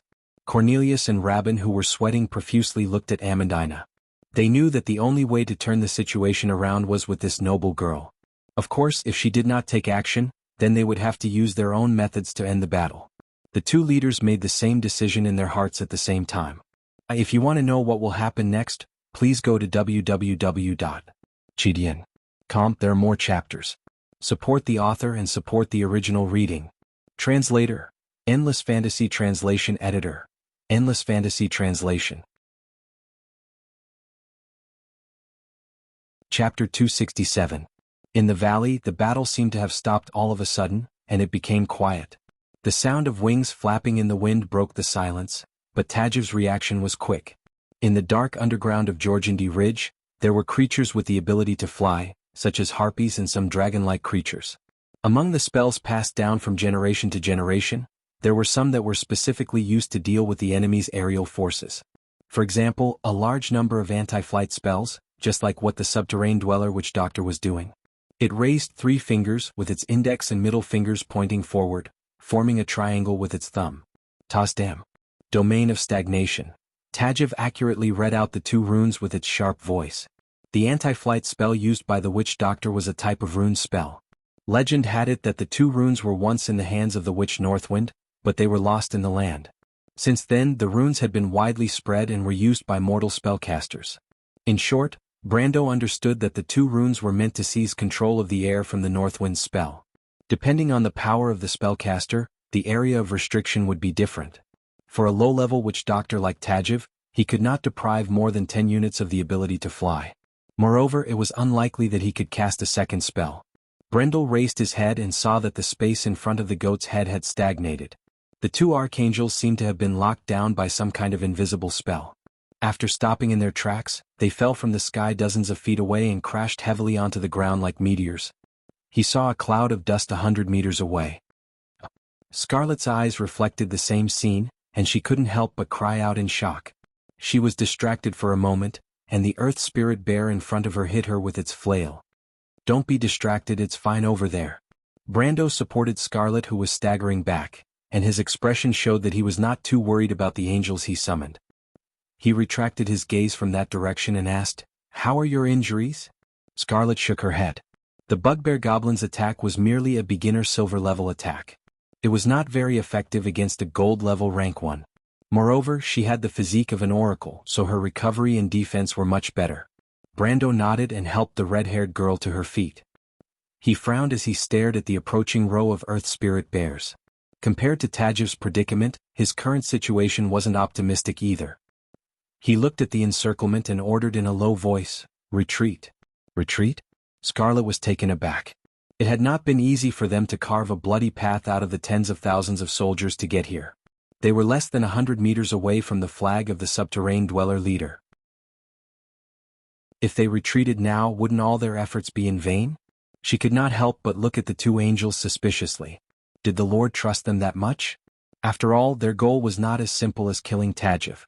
However, after losing the ability to fly, she found it hard to believe that they could still accomplish their goal. "Sir Lord." "Listen to my orders," Brando said in a deep voice. Scarlet was slightly startled, and after hesitating for a moment, she had no choice but to nod. On the other side, just as Brando expected, Tajiv was also in trouble. As a subterranean dweller, it was a tribal leader and had seen many things. However, its knowledge was limited to the underground of Georgiandy Ridge. Just like how it faced the harpies from the dark swamp, there were no other creatures in the underground of Georgiandy Ridge other than the harpies. However, it was proud of the fact that it not only knew about the harpies, but it also knew about the feathered serpents and a legendary large bird on the surface. Giant eagle. The giant eagle of the wind elves. There were records of this creature in the history of Tajiv's ancestors. It was a record of a war on the surface world. Although Tajiv didn't know why his ancestors would come to the surface world like it did, in that oral history, the creature that could fly higher, bigger and more ferocious than the harpy had left a deep impression on Tajiv. Therefore, when the sound of the wings rang out, it immediately had such a conditioned reflex in its heart. It knew that whether it was the giant eagle, the feathered serpent, the harpies, or the dragon-like creatures in the underground world, they all had one thing in common. Once they lost their ability to fly, they would have a hard time moving on the ground. Tajiv even went one step further. It subconsciously thought that all creatures with the ability to fly would become clumsy once they lost their ability to move. It was just like how a subterranean dweller would still stumble in the air even if it had the ability to fly. This was a simple and easy-to-understand principle. However, Tajiv did not expect that there would be angels, griffins and other amphibious creatures in this world, not to mention the dragons, which it had only heard of in legends. This mistake was fatal from the start and it could not be undone. Tajiv thought that it had missed the best time to withdraw the bugbears from the front lines to protect it. While it was waiting for the two humans to fall into a desperate situation, it soon heard a discordant sound. The two giant eagles that had been shot down actually began to dash towards it at a speed that was beyond its imagination. Tajiv finally realized that it was in danger. However, it only had a few subterranean dwellers and a few subterranean dwellers that it could use. These motley crew were powerless in front of the two silver-ranked angels. As expected, it soon heard the sound of its own personal guards being defeated. Then it felt two cold blades on its neck. The fact that they could use weapons meant that they were humanoid creatures with intelligence. They were obviously not giant eagles. Tajiv seemed to have understood their intentions, but it raised its head and tried to block their next words with the pride of a tribal leader. "I won't surrender." This was a stuttering crew's language that it had learned from interacting with Groudon's envoys. However, the two angels did not say a word. When Tajiv said those words, the battlefield paused for a moment. The subterranean dwellers' hearing was extremely sensitive. Even though it was just a conversation at the center of the battlefield, it was transmitted to almost the entire battlefield. Brando felt the change in the battlefield. He raised his head and saw the giant eagle fall to the ground. However, the subterranean dwellers' change did not affect the bugbear's hearing. Scarlet, who was in charge of protecting him, was sweating profusely and kept retreating. Brendel grabbed the girl's collar and pulled her behind him without a word, then swung his sword forward. He carefully controlled his strength so that he would not collapse from exhaustion, and at the same time he used the wind generated by the sword to force back the large creatures. However, after this sword strike, even he could not help but feel a wave of dizziness. "My lord." Scarlet was shocked when she felt her collar being grabbed, but she did not resist when she realized that it was Brando who did it. Instead she asked curiously, "We're here." Brando replied. Scarlet turned around and realized that they had returned to the edge of the battlefield. "What do we do now?" she panted and asked doubtfully. Even though she saw the giant eagle fall, it did not mean anything. Even if Tajiv died, the subterranean dwellers on the other side of the forest would continue to attack Amandina. The current situation was different from their original plan. Brando shook his head and pulled Scarlet back as he snapped his fingers. Soon, the two of them saw a flash of silver charging out from the dark forest. It was their silver warhorse. Amandina finally nodded when she saw Cornelius and Rabin looking at her. Informed the acolytes to prepare their spells. Even though the nearest subterranean dweller was dozens of feet away from her, Amandina calmly stared at the direction of the wooden wall where the mercenaries were engaged in a tug-of-war with the subterranean dwellers. She replied in the same calm tone. "Wait." Yuda's voice came from behind everyone. They turned around and saw her cutting down a subterranean dweller with her sword and killing her way out from the other side. At the start of the battle, Amandina was left behind on the southern wall when she went to check on her subordinates. It took her a lot of effort to kill her way back to them. As soon as she appeared, she called out to the few people present. Almost all of the spellcasters present were from her party, and she was well aware of the important role her people had to play in this battle. However, Janna was afraid that these people did not understand the situation, because not everyone among the mercenaries had the opportunity to use spellcasters on a large scale. Only a few spellcasters know how to use silence. If the others want to form a formation to amplify the effect of the spell, it will consume their own strength. Yuda took a deep breath and said, "What I want to say is that we only have one chance to use silence on such a large scale. I know it's effective, but are you sure you want to use it now?" "We don't have any other choice," Cornelius answered. "If we give up on the wall, we won't be able to fight this battle. Seize the opportunity to chase them down and buy us more time." Rabin said. Yuta turned around and looked at Amandina. What happens after that? She asked seriously. After that. Amandina raised her head to look at the stars in the sky. It was already the latter half of the night and she calmly replied, There's no more after that. The only thing left for us to do is to wait for the news of our Lord's victory. Amandina's answer left everyone stunned. To be continued. If you want to know what will happen next, please go to www.chidian.com to read more chapters. Support the author, support the original reading. Chapter 268. They've retreated. Yuta's face was covered in blood as she sat opposite Amandina. She gasped for breath as she looked at Amandina. On the other hand, Amandina's face was only stained with a few drops of blood. Her black eyes were still filled with fear from the previous battle, but she forced herself to calm down. Amandina nodded. The silence spell was not as effective as they had imagined. They thought that it was a panacea, but in the end they realized that its effects were limited. Because the battle had reached its climax when Roland cast his spells, command and tactics had become secondary factors. The subterranean dwellers were simply charging forward one after another, relying on their momentum to break through the humans' defense line. When the mercenaries discovered this, they almost missed the best opportunity. If it wasn't for Vern leading his men at the most critical moment and using their slight advantage to forcefully sweep the enemy off the wall, the consequences would have been unimaginable. The fiercest wave of attacks had been repelled. The subterranean dwellers who suffered heavy losses finally realized that the casualties were unbearable. They retreated, but the danger from before left a lingering fear in everyone's hearts. The battlefield quieted down, and only the heavy breathing of the mercenaries behind the wooden walls could be heard. No one counted the casualties because it was unnecessary for the time being. Everyone understood that if there was no miracle before the next attack was launched, their chances were slim. They will come again. Rabin sat on the other side, his body aching. He looked up at the moon in the sky and said calmly, The next attack will be before dawn at the latest. It depends on when the second wave of subterranean dwellers arrives.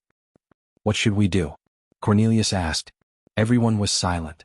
Even Amandina, who was the most resolute, did not dare to say that she was 100% certain after experiencing that moment of life and death. For the first time in her life, she wondered if she would really die here if the Lord didn't come. But when she thought about it, if it was not for Brando, she could have died in Bragg's dark and cold house. Amandina calmed down as she thought about it. Mercenaries do their best and leave the rest to fate, Vern said with a grin. We've seen a lot of life and death. As for when they attack again, we will open the door and break out separately.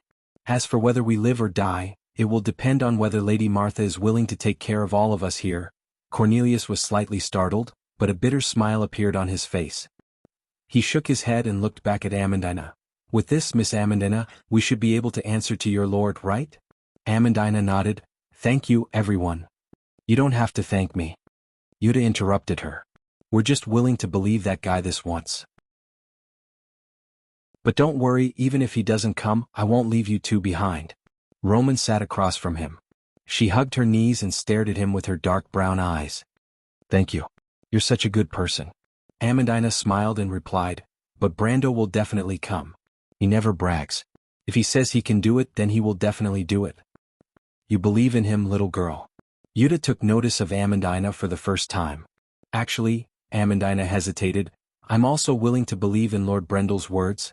It seems like our Lord Brendel has such charisma to be able to make two beautiful ladies fall head over heels for him. Vern's tanned face showed a hint of a smile as he teased, If I have such ability, then I can die without regrets. Cornelius snorted in disdain after hearing his words.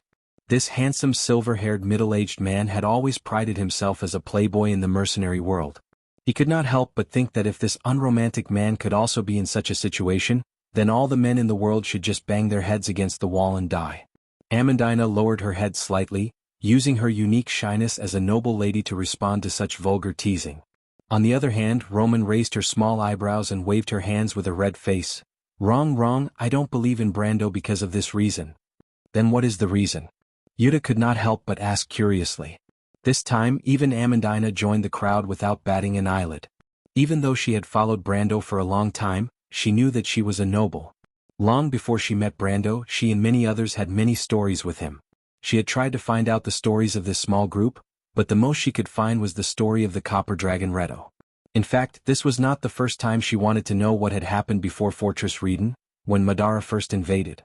Her sharp intuition told her that there was more to this story, but it was just like Roman and Brando's background. Everything was a mystery that could not be solved. She only knew that there was another important woman in this group.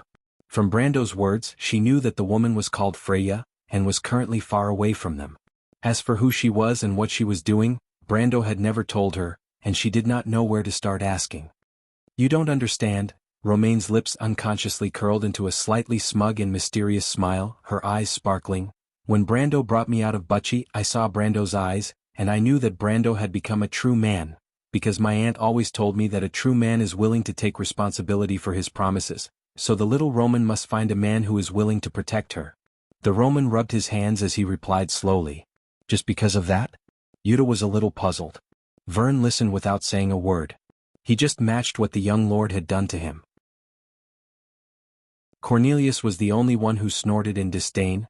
I've never seen a noble who could be considered a man in all the regions I visited. In fact, I'd give him a thumbs up if any of them had the guts to do so. His words received a lot of agreement from the surrounding mercenaries, but Amandina did not refute him. She only silently remembered the words Roman mentioned about Butchie.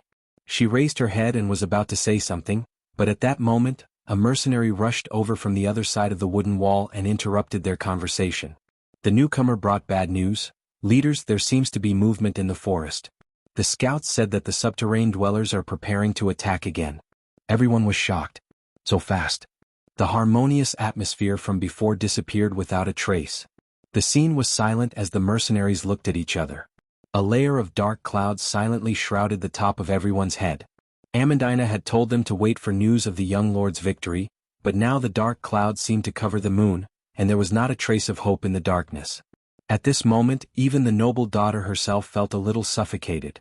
But in the valley, the changes on the battlefield were out of the expectations of the subterranean dwellers. The metal stallion lightly leaped across the battlefield, and Shi Qian was the first to jump down from its back. She landed lightly beside Tajiv and turned around at the same time. Her amber eyes reflected the subterranean dweller that had turned around on the battlefield and was charging towards them. Brando's angels blocked the subterranean dwellers that were charging at the front, and those that dared to get close were stabbed to the ground. Qian frowned and instinctively felt the urgency of the situation. She immediately placed her halberd on the neck of the subterranean dweller who was lying on the ground. Make them surrender. I die, Tajiv stuttered in Cruz's language. You won't live. The cunning of the subterranean dweller was out of her expectations. She froze for a moment, then snorted coldly and pretended to be calm. Don't think that you're smart. Don't forget that we have the Pegasus. She pressed her halberd closer. I'll give you one more chance, make them stop attacking. Tajiv hesitated for a moment. Of course, it was afraid of death, but things were not that simple, so it decided to take a gamble. If that's the case, please arrange for me to meet Lord Xia. Xia was a god in the subterranean dwellers' legends. It was rumored that it was a giant lizard that lived in the elemental plane of Earth.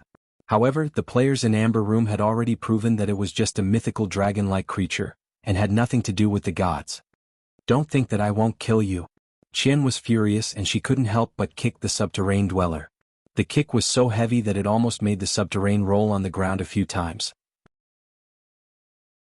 But this kick confirmed Tajiv's suspicions. It wasn't afraid at all.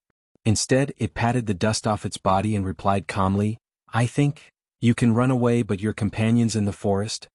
I'm afraid that they might not be safe, right? You. Qian was stunned. She didn't think that the subterranean dweller would be able to guess what they were thinking. But of course she couldn't admit it. Which power do you belong to? Brando asked. He looked down at the subterranean dweller from his horse. Tolan City or Dragon's Tongue City? His words immediately had an effect. Tajiv carefully shut its mouth. Even though it didn't have eyes, the subterranean dweller still subconsciously raised its head to look at the young lord. If its expression could be described, it would be an expression of fear towards a poisonous snake. Tolan City and Dragon's Tongue City weren't famous in the underworld of Georgandy Ridge, but they were the archenemies of the subterranean dweller that Tajiv once belonged to. This meant that this young man was familiar with the underworld. Tajiv suddenly realized that its advantage had disappeared, as if a faint sense of superiority had been sucked out of its body. It couldn't help but re-evaluate the two humans that it had always looked down on. For the first time, it felt that they were on equal footing. But where did this young man come from? Why did he mention Tolan City and Dragon's Tongue City? What did they have to do with the archenemies of its subterranean dweller? But ever since it left the underworld, it had nothing to do with its original subterranean dweller. In the underworld of Georgindy Ridge, it was very common for people to change their allegiance. It couldn't think of any reason why this young man would chase after it. To be continued. If you want to know what will happen next, please go to www.chidian.com. There are more chapters. Support the author, support the original reading.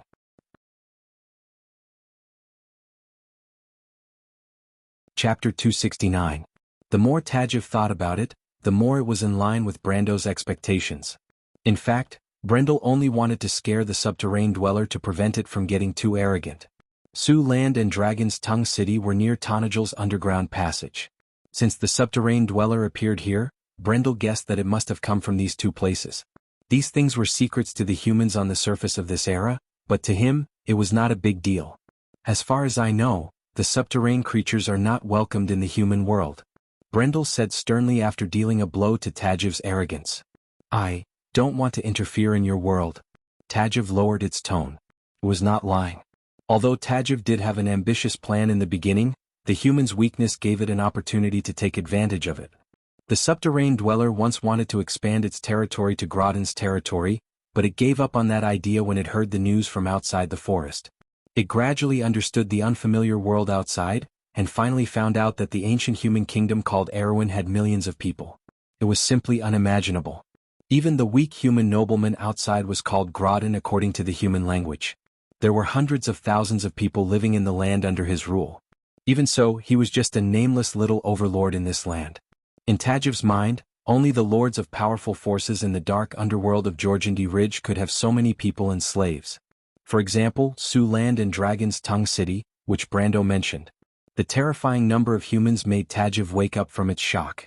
It immediately gave up on its original idea, or else it would not have accepted Groton's offer to trade with him. Is that so? Brando did not accept its kindness, but it seems that your words are not consistent with your words. The forest you occupy is the sacred and inseparable land of the humans since ancient times. He said it in a very habitual tone, but he immediately realized that there was a problem and changed his words. No, let me put it another way. These 4 sawmills are part of my entire wealth, and I don't intend to lend them to you for even a minute. Your wealth? Tajiv was surprised. It had seen Groton once or twice, and it did not think that this young man was the legendary Count Randner. The battle outside had stopped, and the subterranean dwellers were not idiots. They could sense the change in attitude of their leader. Even though Tajiv did not order them to stop attacking, they knew that if they acted rashly they would lose their leader. The 2 angels were also difficult to deal with. Yes, at least for now, Brando nodded. So, what do you want to do now? The subterranean dweller lowered his head to show the blade on his neck as he stuttered. I'll give you 2 choices, Brendel replied. 1, go back to where you came from. Tajiv shook its head, and the dino vulture feathers on its body trembled. Was with the subterraneans unless it was willing to join its original enemy's territory. Tajiv's its. What about the second choice? It asked. You and your subterranean are considered losers in the underworld. Even if you succeed, you will only serve the other dungeon lords. Brando seemed to be absent-minded. If that's the case, why don't you change your mindset and become my subjects? He paused for a moment. I know your rules. If you pledge your loyalty to me, I'll guarantee the continuation of your subterranean. Tajiv was stunned. It could guess what the young man was thinking, but it was also unexpected. Brando actually wanted it to become a subordinate of the subterranean dwellers and dungeon lords. That was equivalent to selling the fate of its entire subterranean to the young man. Of course, this showed that the young man understood the subterranean dwellers well, but it also made it feel ridiculous. What right did he have to ask the subterranean dwellers to pledge their loyalty to him? Tajiv still looked down on humans, but it realized that if it didn't agree, it would be forced to return to the subterranean dwellers to face another choice. This was not something it was willing to accept. It could feel the slight movement of the young man's fingers. Perhaps the young man did not intend to let them return to the subterranean dwellers. If it refused, the blade would immediately fall on its body. It hesitated, and Brando allowed it to hesitate. Scarlet was the only one who did not say a word. She looked at the subterranean dweller that was covered in strange feathers, and then looked at her lord who was riding on his horse. Compared to the 2 of them, she was more worried. She was worried that if the subterranean dwellers refused, then what would her lord do? She knew better than anyone else that if Tajiv refused, Brando would not be able to stop the subterranean dwellers from attacking Amandina and the others. Even if they killed it, it would not be of any use. She did not think that Amandina and the mercenaries could last until dawn. Moreover, Brando said that they could last until dawn at most. Scarlet could not help but take a deep breath. She became a little nervous. Brando's hand did not move from the hilt of his sword. He did not loosen his grip at all. In fact, Tajiv's guess was not wrong. If it refused, then what awaited it was an unimaginable fate. He did not have as many worries as Scarlet because he had already planned this from the start. He had already prepared 100 wealth points in his treasury. If Tajiv refused, then it would be sealed as a card. Even though it was different in nature, the tribe would still submit to him in the end. Brando knew that he needed this strength. With these subterranean dwellers as his surprise troops, Lord Maxon and Lord Paulus would no longer be important. With 3,000 iron-ranked warriors, Tanajil would soon be left with only one voice. This was a story that Count Randner would never be able to predict. But before that, the only variable was the answer that the subterranean dweller was about to give. Brando waited patiently for it to speak, but he was also feeling uneasy. Just like on this night, on this battlefield, at this moment, Brendel seemed to see a path that extended forward in the darkness. The thorny path became so clear for the first time since he came to this world. It was the first time he felt that he had the ability to change the future and destiny. There's still a little bit left. The subterranean dweller finally raised its trembling head. Its dino-vulture feathers quivered as if it had just made up its mind. Tajiv opened its mouth and said, "Let's go." At that moment, the cool night breeze blew across the battlefield. The pine trees rustled, drowning out the words that could change the fate of Tanajil, and even the whole of Erewhon. The young man's expression softened. He nodded. "As long as you're sure." Then he added, "Because in fact, you will find that you have gained far more than you have lost." As the days passed, the city of Abes that had lost its lord after the chaos gradually calmed down. The market gradually regained its former peace. But in reality, more things had happened under the calm surface. For example, the mercenaries who participated in the battle for the lumber mill. No one could say for sure how they won that night. Especially the battle that was originally planned to take a week or more to end, but after dawn, it ushered in a dramatic turn of events. The subterranean dwellers not only retreated when they had the absolute advantage in terms of numbers and situation, but they also withdrew from the sawmill that they occupied and handed over their own territory to the subterranean dwellers. The only thing that changed about such a miraculous outcome was the impression that all the mercenaries had of the subterranean dwellers. After this battle, Brando became a mysterious and omnipotent figure in the hearts of the mercenaries. As for the other leaders, although they had their own doubts, they all expressed their unconditional allegiance to Brendel. But Brendel did not immediately split them up and reorganize them. On the contrary, he had more things to do right now. First was the lumber mill in the forest. After the residents of the Green Village moved in, the lumber mill had begun to provide Abes with a steady flow of wood. The restoration of the city walls had been put on the agenda. Another matter was to restore the life of the barren land of Abes. For example, when he returned to Abes, he made Amandina exempt from all taxes for 3 years. This news sounded unbelievable from the start. After all, it was natural for a lord to rely on taxes to support his army.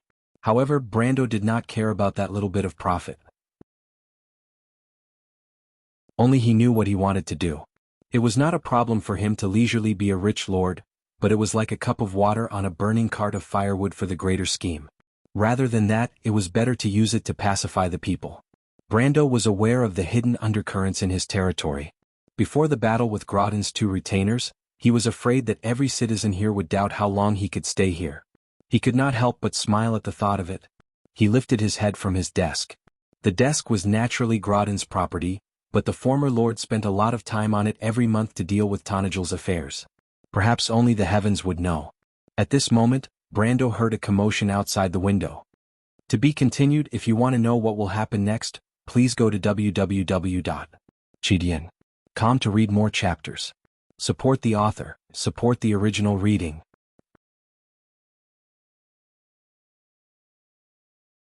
Chapter 270. The weather was slightly brighter in the morning, but the air was still chilly from the previous night. When the horses and men breathed, their mouths and noses were covered in a layer of frost. At this time of the year, one could already feel the presence of winter in Tanajil. The group of men and horses passed through a valley between 2 mountains. The forest around them was a cold black as if it was an ink painting. Further away, the mountains behind the clouds were verdant. There were more than 30 people in the group, all of them fully armored and armed. They were all soldiers who had been released from their jobs, but they were not Erewhon's professional soldiers. They were mercenaries. In Tanajul, professional soldiers could only be seen near the Paulus region. Groton's most elite knight were gathered at the Greyhar mountain pass, which extended to the north. After passing through the valley, the small group of men and horses entered a small clearing surrounded by forests. There was another group of men there, and they were currently escorting a few young men who were sitting on the ground with their heads hung low. When the young men heard the noise, they raised their heads and saw the stern face of the middle-aged noble leading the group. Most of their faces were filled with fear and trepidation. Only the young man in the middle of the group remained calm, though he was a little annoyed. The middle-aged noble was riding on his favorite horse, Black Fox.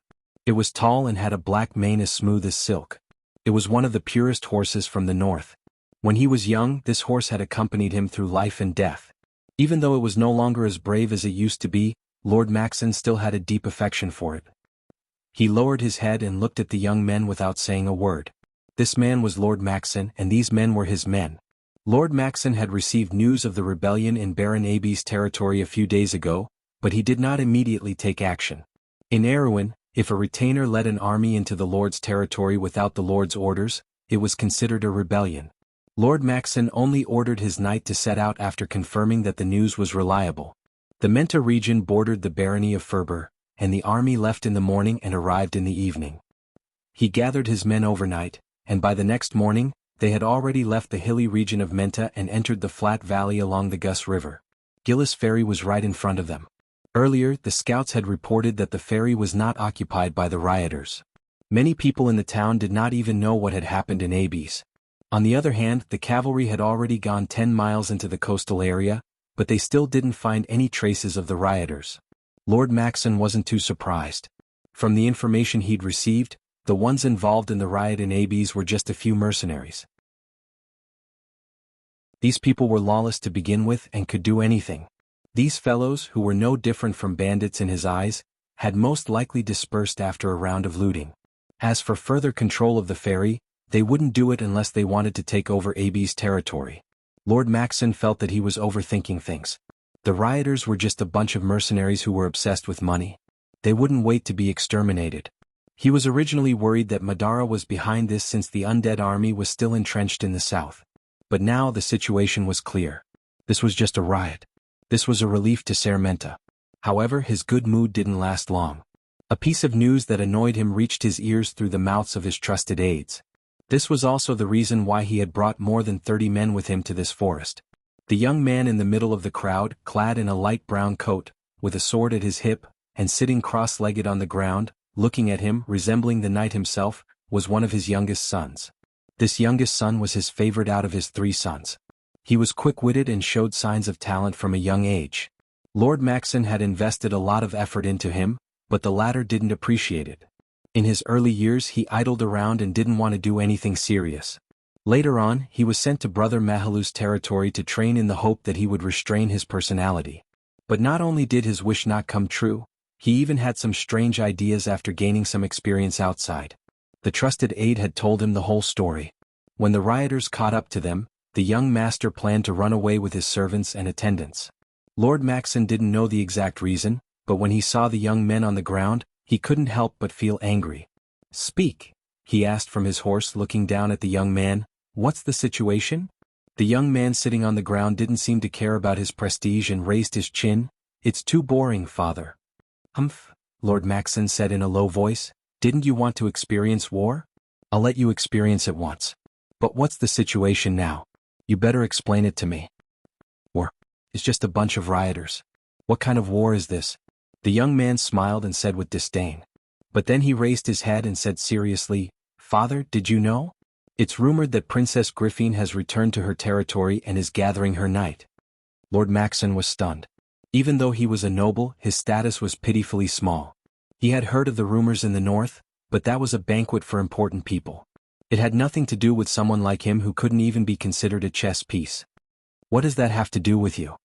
he asked. "Of course it does," the young man said excitedly. "The next battle will decide the fate of this country." I've already decided to throw myself into this magnificent history and follow Her Highness. Lord Maxon didn't expect his son to have such thoughts.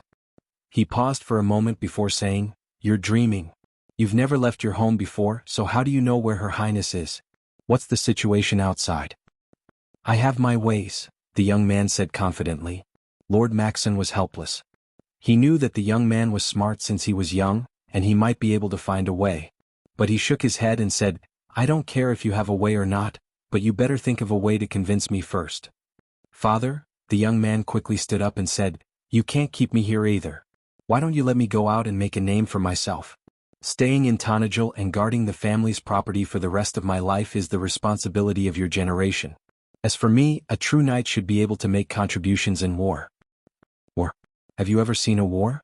Lord Maxon couldn't help but mock. When he was young he was also a knight who followed Grodin. Even though he hadn't personally fought in a war for many years, he still retained his vigilance even after many years.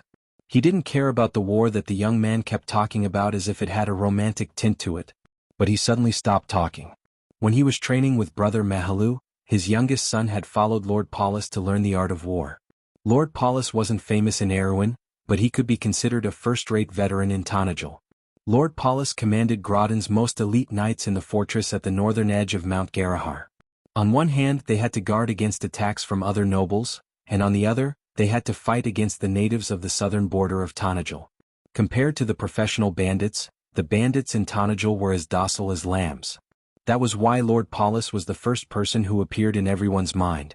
Lord Maxon remembered that his son had also participated in the war between the natives and the natives. His son's experience in battle wasn't much less than his own. He shook his head and said, "All right, I'll give you a chance to convince me." "What chance?" The young man's interest was piqued. "Be my assistant and let me see your performance. If you can do this job well, I'll naturally let you go." Lord Maxon obviously didn't have such intentions. It was just a stalling tactic. He didn't have time to tangle with the young man now, and he would have time to slowly deal with him after this war. Since this young man likes to fight, I'll just throw him into the hands of that fellow. Lord Maxon naturally thought of Lord Paulus. Even though it was rumored that Grodin's two most capable knights didn't have a good relationship with each other, Lord Maxon actually had a good personal relationship with them. However, the young man understood his father's thoughts. He rolled his blue eyes and smiled. "Father, they're just a bunch of rioters. Don't you think you're making a mountain out of a molehill by doing this?" Didn't you learn the art of war from Jormat for a long time?" Lord Maxon suddenly realized that this was a good idea. He wanted to find something to let the young man waste his excess energy. He thought of a piece of unreliable news he received recently and decided to add fuel to the fire. "I heard that there's a young leader among the rioters. He's about the same age as you, but he's already a general of an army. On the other hand, you're always bragging about yourself, but you don't seem to have any amazing achievements. Now that I'm giving you this chance, don't you want to give it a try?" Lord Maxon received news that there was indeed a young leader among the rioters, but he didn't know how old he was or what kind of abilities he had. He didn't care who was the leader of the rioters. After all, they were just a bunch of rioters. He only said that to stall for time. "Goading him won't work on a knight, father," the young man said, but the look of interest on his face betrayed him. "But all right." In the end he nodded. "I agree. I'll go and see who this person is." Lord Maxon's face was expressionless, but he was laughing in his heart. The older, the wiser. "No matter how smart you are, you'll still be played by me in the end." In the end he sighed. "Young man, you're too impulsive." Author's note: sigh, all my stats including my collection are dropping every day. I feel like I've been dealt a blow. To be continued. If you want to know more, please go to www.chidian.com. Support the author, support the legal reading. To be continued. If you want to know more, please go to www.chidian.com. Support the author, support the legal reading. To be continued. If you want to know more, please go to www.chidian.com. Support the author, support the legal reading.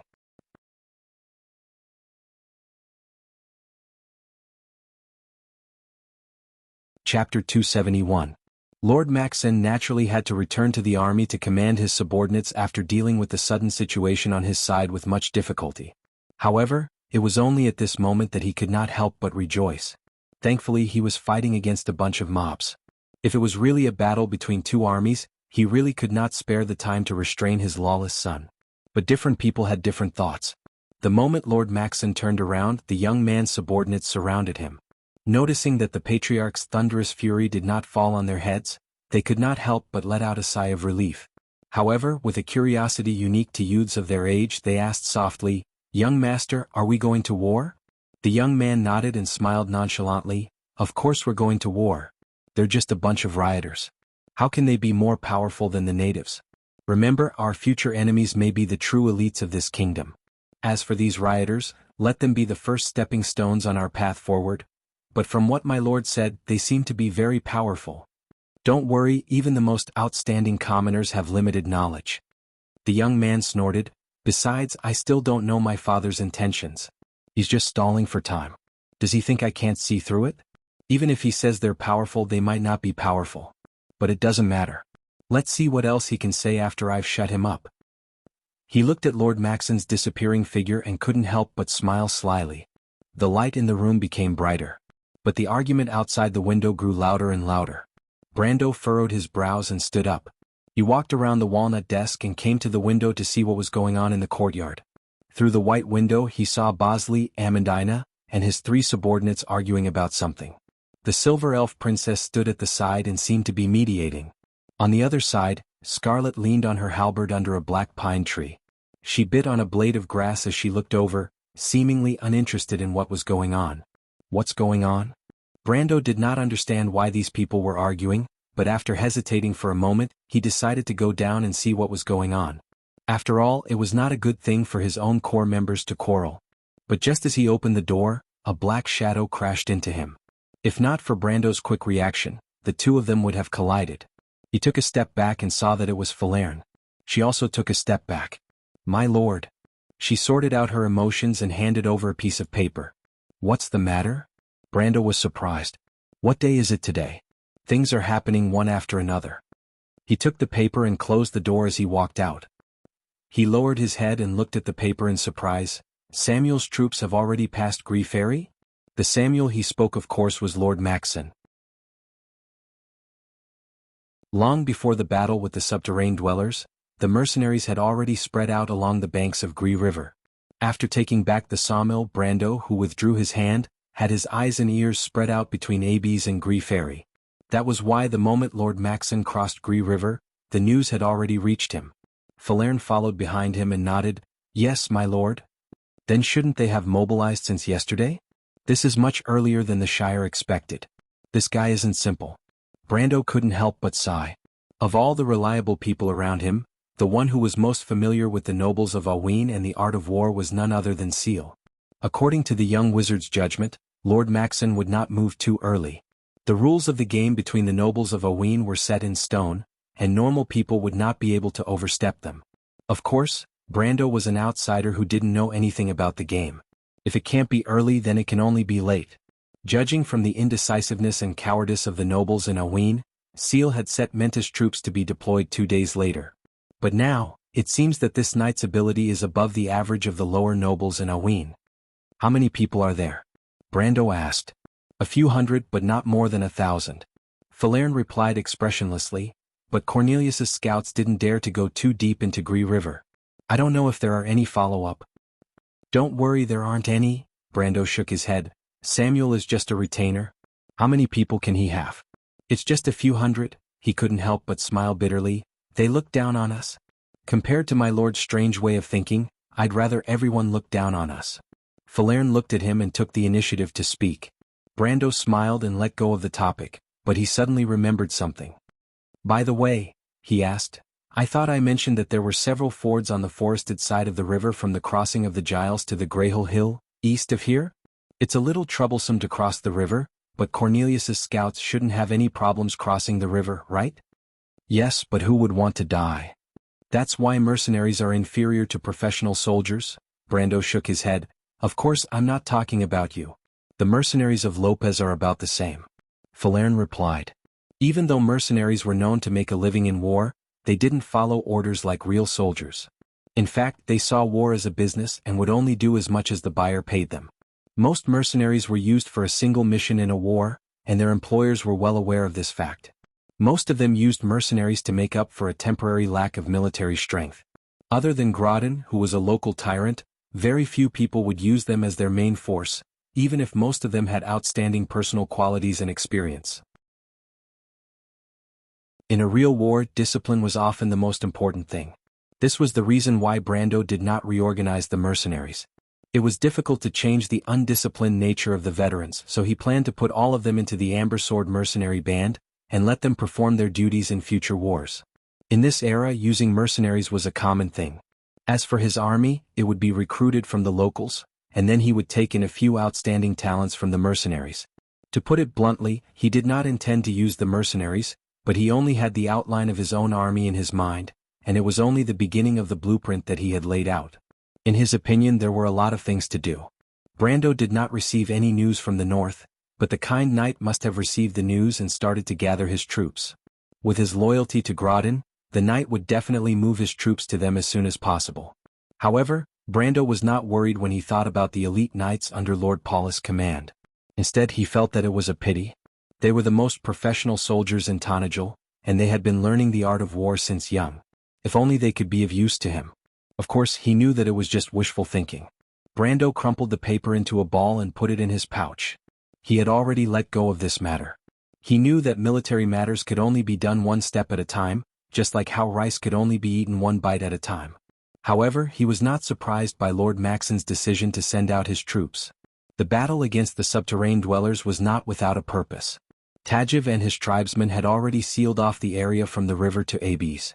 As for Lord Maxon's fate, Brando did not need to spend too much effort to think about it. A few hundred private soldiers, a few knights, and perhaps a few mercenaries against 1,000 subterranean dwellers, the outcome was obvious. "What's going on down there?" Brendel asked after putting the matter aside. Falerne shook her head. "I don't know." She saw the quarreling party when she passed by the courtyard, but she didn't pay much attention to it due to the cold indifference of a young lady. Brando nodded and did not ask any more questions.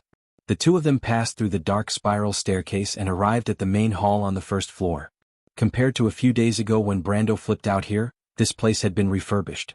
Even the long table had been changed. The sounds of arguing in the courtyard became clearer. However, the first thing Brando saw was the Roman sitting at the other end of the long table. Her entire body was leaning on the table. She wore a pair of strange spectacles, and her small arms were pressed against a large pile of parchment as if she was copying something.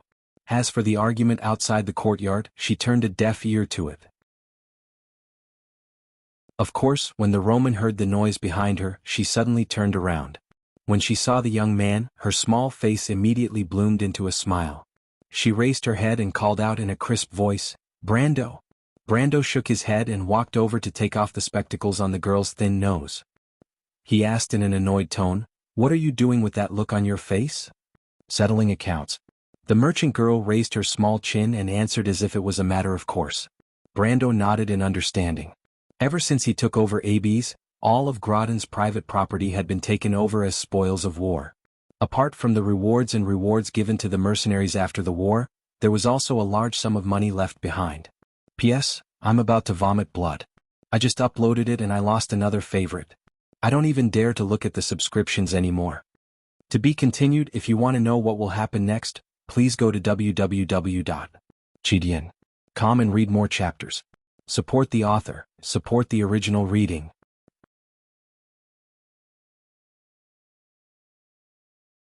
Chapter 272. However, the management of Groton's wealth was rather messy. On one hand, Brando had given Amandina, who was now his assistant, the absolute right to manage the wealth. On the other hand, he promised the Roman that she could use the wealth to complete the redevelopment of Tanajal's economy. Later on, even Ciara, the three commanders, and Master Smith Bosley were given limited access to the resources they needed. They didn't have to go through anyone else when they needed the resources. Brando's original arrangement was purely for convenience. Even though he was a great commander in the game for a period of time, it was done with the help of the game system. The game would systematically record the situation of the guild's deposits and withdrawals, and even set up a simple budget. However, he did not have such a helper here. In fact, he only realized that he did not have much experience in managing a territory. Soon he found that his finances were in a mess. Many things overlapped, and it led to a considerable amount of conflict. In the end, the Roman personally went to Amandina and suggested that one person be in charge of managing the finances, while the other was in charge of keeping records. Only then was the management system stabilized. Brendel's financial system was starting to take shape for the first time. He glanced at the accounts. Of course, to a large extent he did not understand. Roman had her own way of keeping records. According to her, this method was taught to her by her aunt. According to the Shire, the symbols were probably a code between the witches. However, Brando did not mind. If there were anyone he could rely on, it would be Roman and Freya. After a brief glance, he raised his head again to look outside. The sounds of quarreling could be heard from outside, and it had been going on for quite some time. Yuda's voice was the loudest, Cornelius was supporting her from the side, and Bosley was only occasionally interrupting. Amandina spoke the least. Medisha, who was trying to mediate the argument, was on the verge of losing her voice. However, it seemed that no one could convince the other. "What are they arguing about?" he asked. The young Roman immediately shook his head happily, imitating Amandina's tone. "Only the master of the house knows the price of food, my lord." Brando was stunned. He had already vaguely guessed the core of the dispute outside. The dispute in the courtyard had been going on for quite some time. Amandina furrowed her brows as she looked at the people in front of her. Even though she maintained basic courtesy on the surface, she was actually annoyed to death. Of course, she would support the Lord's decision to establish his own army. She also knew that Brendel had given Janna, Rabin, the Nightsong Tiger, and Cornelius a mission. He wanted them to pick a few people from the citizens of Ferber and prepare to set up the framework for his future private army. But that was not the problem. Abes had a population of nearly 15,000. The autumn harvest was over, and the grain reserves in the city were tight. It was just enough to last them until the next month of thunder. In other words, the extra mercenaries' rations could not be guaranteed. They had to rely on trade. On the other hand, Tanajil was going to face a large number of battles. During wartime, the soldiers' rations would be doubled. Not to mention that they had to reserve food for the next spring. The men and women who worked in the fields needed a large amount of food. When all these food shortages were added together, it was quite a big problem. The subterranean dwellers in the forest also needed food. Grodin did not care about how many people starved to death in his territory, but the subterranean dwellers could not. Moreover, if he wanted to further control Ab's territory, the food shortage would be even more inconceivable. Amandina now knew that in the year of blooming flowers and summer leaves, the crops in the south of Oween were generally failing. One reason was because of the weather, and the other was because of Madara's invasion. Thus, they had to face another problem if they wanted to purchase food. This was because everyone knew that the war in the south had just ended, and the war in the north was about to break out. Erwin's sky could be said to be filled with dark clouds. The consequences of the war was that the price of food would become more stable than precious metals. In other words, the price of food would rise, and it would not be just a little. As Erwin's largest free trade port, the merchants of Ampere Seal would not be unaware of the current situation. These unscrupulous merchants would not slow down even a little bit out of pity. They would only take the opportunity to drive up prices. Thus, the future of purchasing food was bleak. Amandina had rubbed her forehead many times because of this, but she still could not come up with a good solution. She had considered the silver mines in Schaflund, but as an assistant she could only make suggestions when it came to military matters. If Brando rejected this suggestion, then she could only consider the problem from the perspective of the resources in her hands. Furthermore, she knew that Lord Maxon and Lord Paulus's army was right in front of her, and her lord would not be able to free himself for a while. In fact, even the Roman lady who always did things her own way had obediently delayed her own plans. But at this time, Yuda came to her to arrange for the recruitment of a private army. First of all, recruiting soldiers required money, especially at this time of the year. Secondly, the soldiers would also need rations, and if they had to train, then the shortage of rations would be even greater. Amandina could not imagine the consequences of that. It took her a lot of effort to convince the female mercenary commander to delay the recruitment of a private army until the people in the territory settled down. Just then, Grandmaster Blacksmith Bosley arrived and asked for money. Brando originally wanted him to build a workshop as soon as possible, but whether or not the workshop was to make enchanted armor, it would first require a lot of manpower and resources. Not to mention that Tanajil did not produce iron, even the training of blacksmiths required a lot of money. Bosley, as a master blacksmith, did not need to worry about material things, so when he lacked these things, the first thought that came to his mind was, of course, he wanted it. Cornelius had yet to calm down, but Cornelius had appeared out of nowhere. Of course he wanted money as well. However, he did not come for the recruitment of soldiers, but for the funds of the mercenaries. Everyone knew that there would be losses in war. At this moment, the mercenary groups under the mercenary leaders in Ferber City could be said to be under the tree that was Brendel. They were mercenaries in name, but in reality they were a different kind of private army. Without a regular source of income, the task of replenishing their equipment fell on Brando's shoulders. Originally, Brando wanted to maintain a special relationship with the mercenaries, but since they were all in the same boat, and Cornelius knew that the mercenaries were lacking in money, he did not mention the matter of hiring them. However, the mercenaries were about to start a war, and the matter of replenishing their equipment could not be delayed, so he had no choice but to come. In order to replenish their equipment, including armor, arrows, and weapons, there was only one thing that needed to be mentioned: money. Amandina was at a loss for words. She did not have enough money on hand. But before she could think of a suitable solution, a few people started to quarrel over a few words. For a time, lines like "your business needs to be put aside," "my business is more important," were flying everywhere. Amandina was able to mediate at first, but as time went on, she could not help but join in the fight in a fit of anger. In the end, it was Medisha who ran over in a panic to mediate the situation. Only the red-haired girl who came with the silver elf princess didn't care. She simply watched from afar as these people bickered with each other, feeling bored. The quarrel between the mercenaries had reached its climax. Jana had just finished listening to Bosley's sarcastic remarks. As a member of the royal faction, Bosley was a master craftsman who had been through a lot. Naturally, his verbal skills were quite good, and he had mastered the essence of sarcasm. Jana was so angry that she wanted to retort. But just as she was about to open her mouth, her expression changed and she held her tongue. "My lord." The others were stunned for a moment before they turned their heads around. "My lord." Brando looked at them with an unperturbed expression and snorted, "It's quite lively here, isn't it?" Everyone lowered their heads.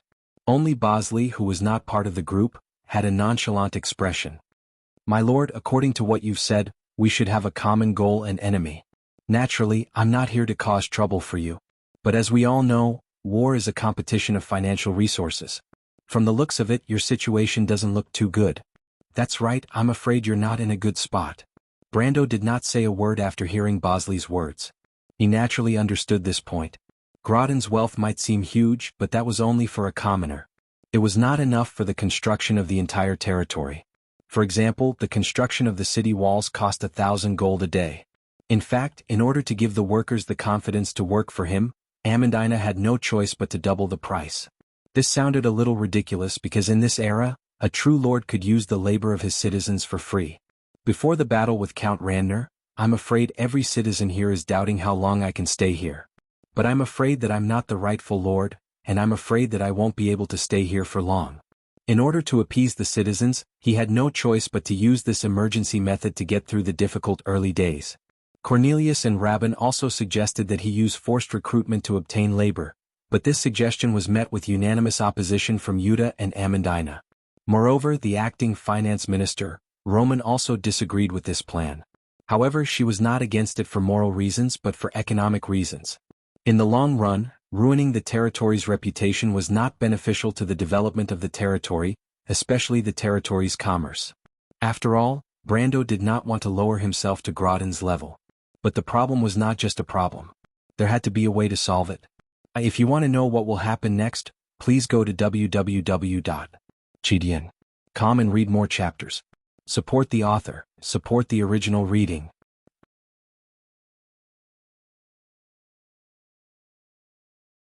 Chapter 273. Lord Maxon's army has arrived at Gar's Ferry. Brendel was silent for a moment, but when he opened his mouth, it was this sentence. Everyone present was stunned, unable to react for a moment. Brando did not avoid Bosley's question, but the latter bowed slightly. "Since this has nothing to do with me, I'll take my leave, my lord." He followed the etiquette of Oween's nobles and placed his hand on his left chest as a sign of respect. He raised his head and reminded Brendel, "That may be the case, but my lord, I await your good news." With that, the old man walked out of the courtyard. "What's going on?" When Jana saw the detestable old man leave, she turned around and asked, "Why didn't we receive any news?" "The news was sent directly to the Nightsong Tiger," Brando replied and introduced the wild elf girl beside him. "This is Falerne, you all know her. Let her speak." Everyone's gaze fell upon the elven girl. Falern's expression did not change. She raised her chin slightly and recited the current situation unhurriedly. When they heard that Lord Maxon only had 600 to 700 men crossing the river, and that there were only a few knights in the group, and that some of the soldiers were mercenaries, but most of them were peasants who had yet to leave their jobs. Everyone's expression turned strange when they heard that Lord Maxon only had 600 to 700 men crossing the river. Wait, that bastard, there's no need for him to rush to his death. Yuta brushed her long red hair behind her neck and shook her head in confusion. He only brought so few men. We can take them all down in one go. Could it be a decoy? Cornelius asked in a serious tone. No, I think Lord Maxon didn't expect us to be so daring. Brando analyzed.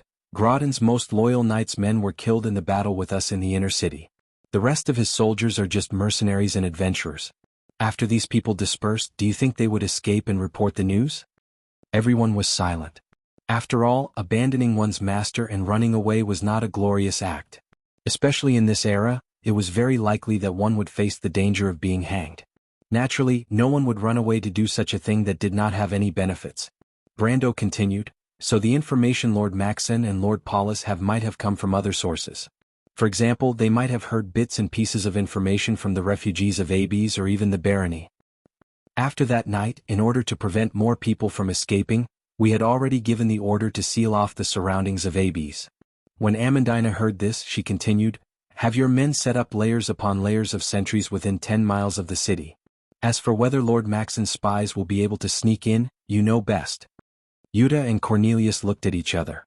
It was not that they were confident, but their subordinates were the most experienced mercenaries. These people weren't necessarily the best soldiers, but they were definitely the best hunters. With their rich experience, they believed that a small noble like Lord Maxon wouldn't be able to sneak his way into the city, let alone obtain accurate information.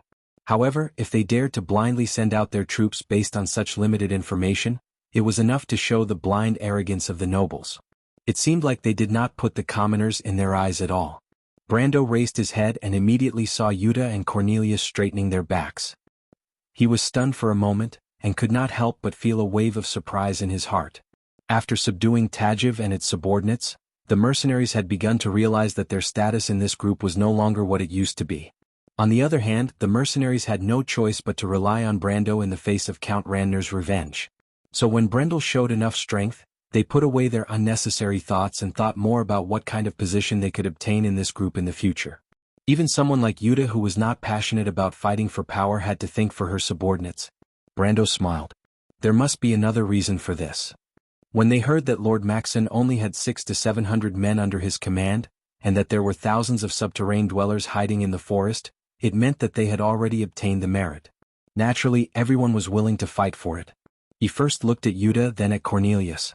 In fact, Vern and his men were still at the front line, and the former Karsuk cavalry captain was the first of the 3 regimental commanders to submit to him. Before the battle at the sawmill, Vern had secretly talked to him and promised to let him command all his men.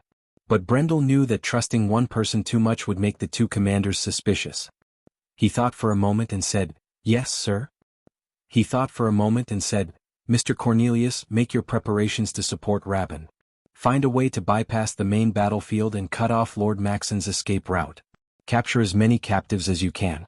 It would be best if you can capture Samuel himself, but don't kill him. I still have some use for him." He paused for a moment. "Of course you have to judge the situation yourself. Accept my orders." The silver-haired middle-aged man's eyes lit up, and his entire body seemed lighter. He looked at Yuta, who was beside him, and replied in a low voice, "As you wish, my lord." After saying that, Cornelius straightened his sword like a true knight and bowed before leaving the courtyard. Only the sound of his footsteps could be heard as he walked back to the courtyard with a satisfied thump thump thump. Only Yuta was left in the courtyard. She could not help but frown, but she did not say anything in the end. Medisha sighed in relief when she saw that the people who were arguing had left.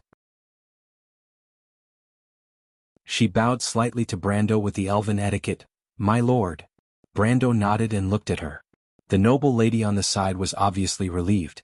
The few fellows who came to ask for money were all sent away by the lord with just a few words. This made her feel as if a heavy burden had been lifted off her shoulders. But it was just a misconception. She did not feel relieved at all because the problem would not be solved by itself. Dragging it out was not a solution. My lord, are we not going to the front lines? She thought for a moment and asked while hugging the documents. What's there to see? Brando shook his head. He did not see any suspense in this battle. Moreover, the Nightsong Tiger, Rabin, and Cornelius were veterans, and it was much more effective than him going up alone. He knew that he was more suited to lead people into traps. That was his old profession, and he did not want to be a commander. Brando felt that being a lord was enough of a headache for him. As for other things, he would be lazy if he could. If he had the time, it would be better to solve more pressing problems. He turned around and asked, "How much money do we have?"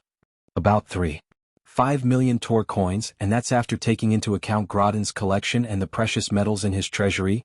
Amandina paused for a moment before she quickly replied, "But considering the time, it's not worth that much. In fact, we only have less than a third of this amount in cash." "And my lord," Amandina said with a serious tone, "the problem of food is urgent. As far as I know, Tanajal's annual output is only equal to its consumption. In other words, we do not have a single extra person and we have to think of a way to feed them." As if she was afraid that Brando did not expect this, she reminded him, "Mr. Reto is leading thousands of refugees in Port Gris." Brando did not forget this point and nodded. Amandina continued, "Speaking of food, it is not a simple matter. First, we do not have a ship. There should be a ship in Port Gris, right?" Medisha reminded in a low voice. Even though she was not familiar with the human world, she had recently studied Tanajal's geography in order to prepare for the war in the future. "Let's not talk about the fact that we don't have full control over Port Gris, and it's just a fishing port."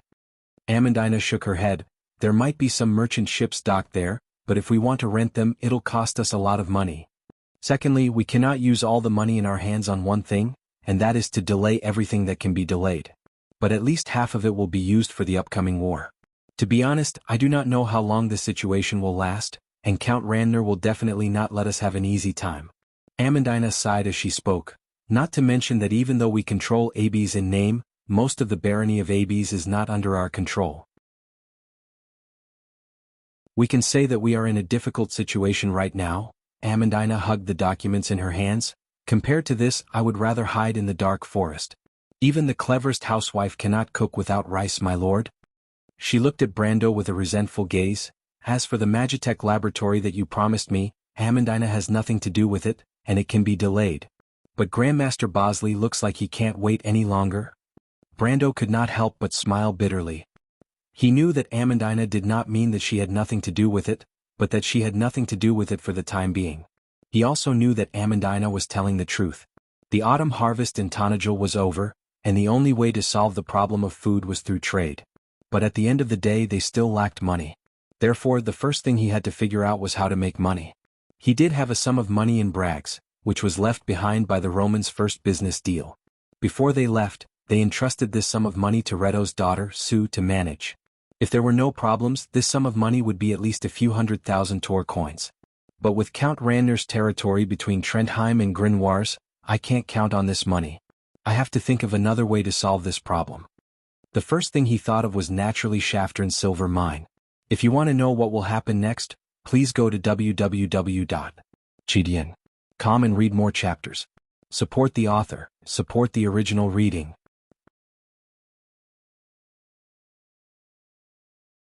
Chapter 274. Shaflan's silver mine came from the rich silver reserves under Mount Greyhar. This mine extended from the Kalanga Mountains to Tanajul. It was only a small part of the Black Forest, but it was enough to benefit Erwin greatly. In fact, the real silver mine was in Tobadlin Castle, east of Mount Greyhar, on the southern shore of Green Lake. As for Shaflan's silver mine, it was only at the end of this vein. Tanajul's backwater was not just for show. "Amandina, tell me about Shaflan's situation," Brando asked. Amandina's eyes lit up. "My lord wants to make a move on the silver mine?" She immediately replied, "My lord, Shaflan has always been one of the most important sources of income in Tanajul. During the year of the cave beasts, the previous lord built a fort here to mine and transport silver. But after that, the town of Shaflan slowly became what it is today." The year of the cave beasts? Brando calculated in his mind. That was almost 30 years ago? Amandina nodded. "Currently, the highest authority in this town is an adjutant and a clerk. But I found out that these two people do not report to Grodin. They are directly appointed by Count Randner. Therefore, although this silver mine produces nearly 15 tons of silver every year, our Lord Baron doesn't really get much of it. Groton is a really useless lord. Brando could not help but sympathize with the pitiful creature. So you're asking me to touch Count Randner's cheese, Amandina? He smiled faintly. Amandina smiled back. Didn't you already touch it, my lord? Brando turned his head and saw Yuta looking at him. He noticed that even though she still maintained a reserved expression, there was a hint of anxiety in her green eyes. Seeing that Rabin and Cornelius had been appointed, Yuta did not want her people to be betrayed in the end. Even though the young lord seemed amiable, she had dealt with many nobles, both big and small. In her heart, she maintained the necessary disdain and suspicion for these fellows. Even if it was just a little, she knew how despicable these people could be when they turned hostile. Yuta pleaded with a hoarse voice, "My lord, please let me take over Schafland. I know the situation there. There are only 100 soldiers stationed in the mine." She pressed her hand against her chest. "My men and I have more than enough to take over this place." But Brando said, "But Schafland is too close to Paulus. I'm afraid that our other knight is eyeing it. Even if we attack it, we will not be able to control it in a short amount of time." Amandina was speechless. "Can't we think of a way? Even the subterranean dwellers can't use it?" Amandina asked, "Or do you not trust them?" "It's not that I don't trust them," Brando thought. He had sworn an oath to Tajiv, and the subterranean dwellers would not dare to go against it. But the purpose of taking over Schafland was to open up the mine.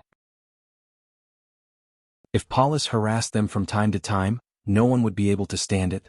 "How big is the shortage of food?" he asked. "We are short of 17,000 bushels. Amandina replied. Most of the units in the Amber Sword used the English system, and this world also used it. This made Brando feel extremely uncomfortable. But in terms of grain, a bushel was about 27 kilograms. He roughly calculated and found that the shortage was close to 500,000 kilograms. This was not a small number. Including our men, how long can the territory last with the amount of food in Abes? Amandina frowned slightly. "My lord, if we calculate based on the data, it can last for 2 months. But considering that there are still some food in the territory that has not been counted, it will take no more than 3 months. So there is a shortage of close to 2 months? Amandina nodded. Brando thought for a moment. That's fine. First, recruit soldiers from the citizens as usual. Also, if Bosley wants land, people, and money, give them to him. The same goes for Yuta and Rabin. But the Magicite workshop will have to be delayed. Amandina nodded again. She was just bringing it up. After all, Tonagel did not produce amber ores. The Romans' plan will also have to be delayed. Brando said again. The Roman's voice came from the back of the hall. Of course, Brando. There is no point in doing that now. Amandina did not sound dispirited. Also, we have to at least ensure that the next battle can be fought. As for the budget, you can decide for yourself. Of course, you know that the only requirement is that we don't get chased into the dark forest in the end. The girls present couldn't help but smile when they heard his words. Amandina rubbed her forehead. In truth, she really wanted to be chased into the dark forest. Of course, it was only a thought. My lord, do you have any ideas? Amandina raised her head. She was keenly aware of Brando's intentions. Of course, it's still the silver mine. Brando smiled. With such a large piece of cheese in front of us, there is no reason for us not to touch it, is there? But? Medici seemed to have thought of something. Are you saying that we should change the method, my lord? The silver fairy princess raised her head. Her silver eyes flashed with a hint of understanding, and her eyebrows raised slightly. Brando looked at her with praise. Yes, you and Scarlet will make a trip with me. We will meet with Count Randner's subordinates. He turned to Yuta and said, Miss Yuta, you should come as well. Yuta was startled, but she immediately reacted, Do we need to bring people? Of course, but we don't need too many. Brando thought for a moment, 20 to 30 people should be enough. Amandina nodded silently, but then she felt a little strange. Brendel was clearly much younger than her, but his words made her feel as if she was a head shorter than him. It was not just because of their status, but also because he had a special aura that allowed him to maintain a natural advantage in front of anyone. She was a little uncertain, but she subconsciously thought that this young man would be the same even if he met the king. Even though this thought was a little ridiculous, Yuta subconsciously told herself that it was right. But that was not important. Brando's appointment allowed her to breathe a sigh of relief. She immediately took action. She bid farewell to Brando and went to gather her men. Amandina watched as the woman left. Do I have to go with you? Amandina turned her head and asked. She was obviously a little unwilling. After all, it was not easy for her to settle down, and she was not a person who liked to run around. You can stay. Brando saw her reluctance and replied, help me organize a plan while you're at it. What plan? The plan to rebuild ABs. Amandina's eyes widened. Brando knew that she would be surprised, but this was one of his original plans. In his plan, he would not allow the tragedy of history to repeat itself. But if Princess Griffine did not marry Duke Erek, then the royal faction's army would face defeat in the rewritten history. At that time, the northern dukes and the prince's army would be swept away. Brando hoped that at that time, the newly built city of Abes would be able to become the final fortress that could stop this terrifying army. It would protect Erwin's remaining territory south of Abes territory, especially Valhalla, which was his hope of turning the situation around in the future. Other than this reason, Abes' location was also very good. It was close to the sea to the west, and connected to the Shaflun silver mine to the east. In the future, it would also become the center of Tanajil and Valhalla. The importance of the location was self-evident. But because of the existence of Valhalla, Abes was not the ideal location for the capital. In Brando's plan, Erwin's future capital would definitely be Valhalla. But this place was more than enough to be the last solid barrier for Valhalla to connect to the outside world. In Brando's mind, Abes had to be built into a fortress, but it was not possible here. He had to choose another location.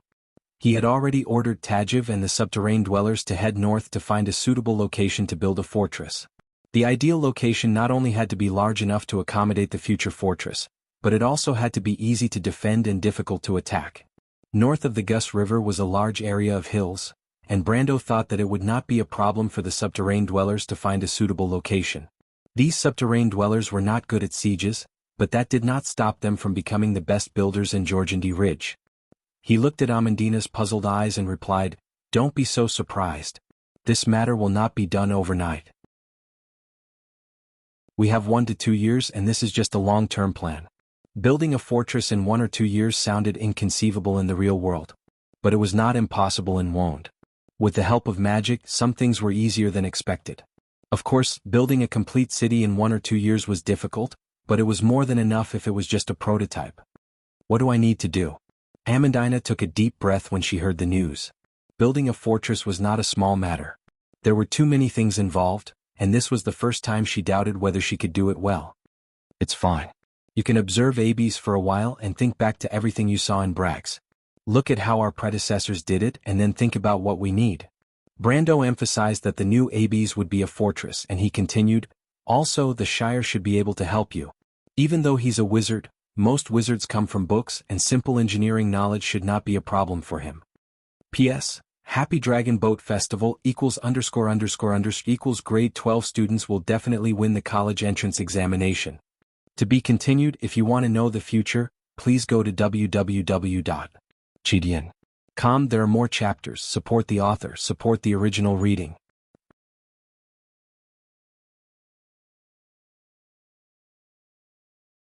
Chapter 275.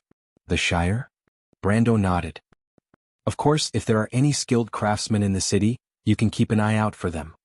Brando thought for a moment, but he did not have much hope in this suggestion. Craftsmen who knew how to build cities were all renowned masters in this era. Even Brando himself did not believe that a remote place like Abes would be filled with hidden talents. This was not a novel, and Bosley's incident was just a special case. But when Brendel said this, he could not help but feel a little troubled. That was true. Building a fortress, especially a large one, was not like playing a game. No matter how much resources were consumed, the system would directly deduct them from the inventory. Then, with a beep, the system would place a fortress in the middle of a dense forest. In this place, clay and stone would not automatically flow up to the walls. Even a brick would have to be burned out of the kiln before it could be sent to the construction site. The labor force was not just a number. If you just put people together, they would be nothing more than a black hole that consumed a lot of food day after day. How to arrange and coordinate manpower was a very professional skill. Although simply put, it was how to let 100 people exert the strength of 100 people instead of 50 or even less people. It was very difficult to do. Brando had experience in managing a small number of people, but once the number of people rose to thousands or even tens of thousands, there was nothing he could do. After all, this was not a war. First, he had to know what these people were supposed to do.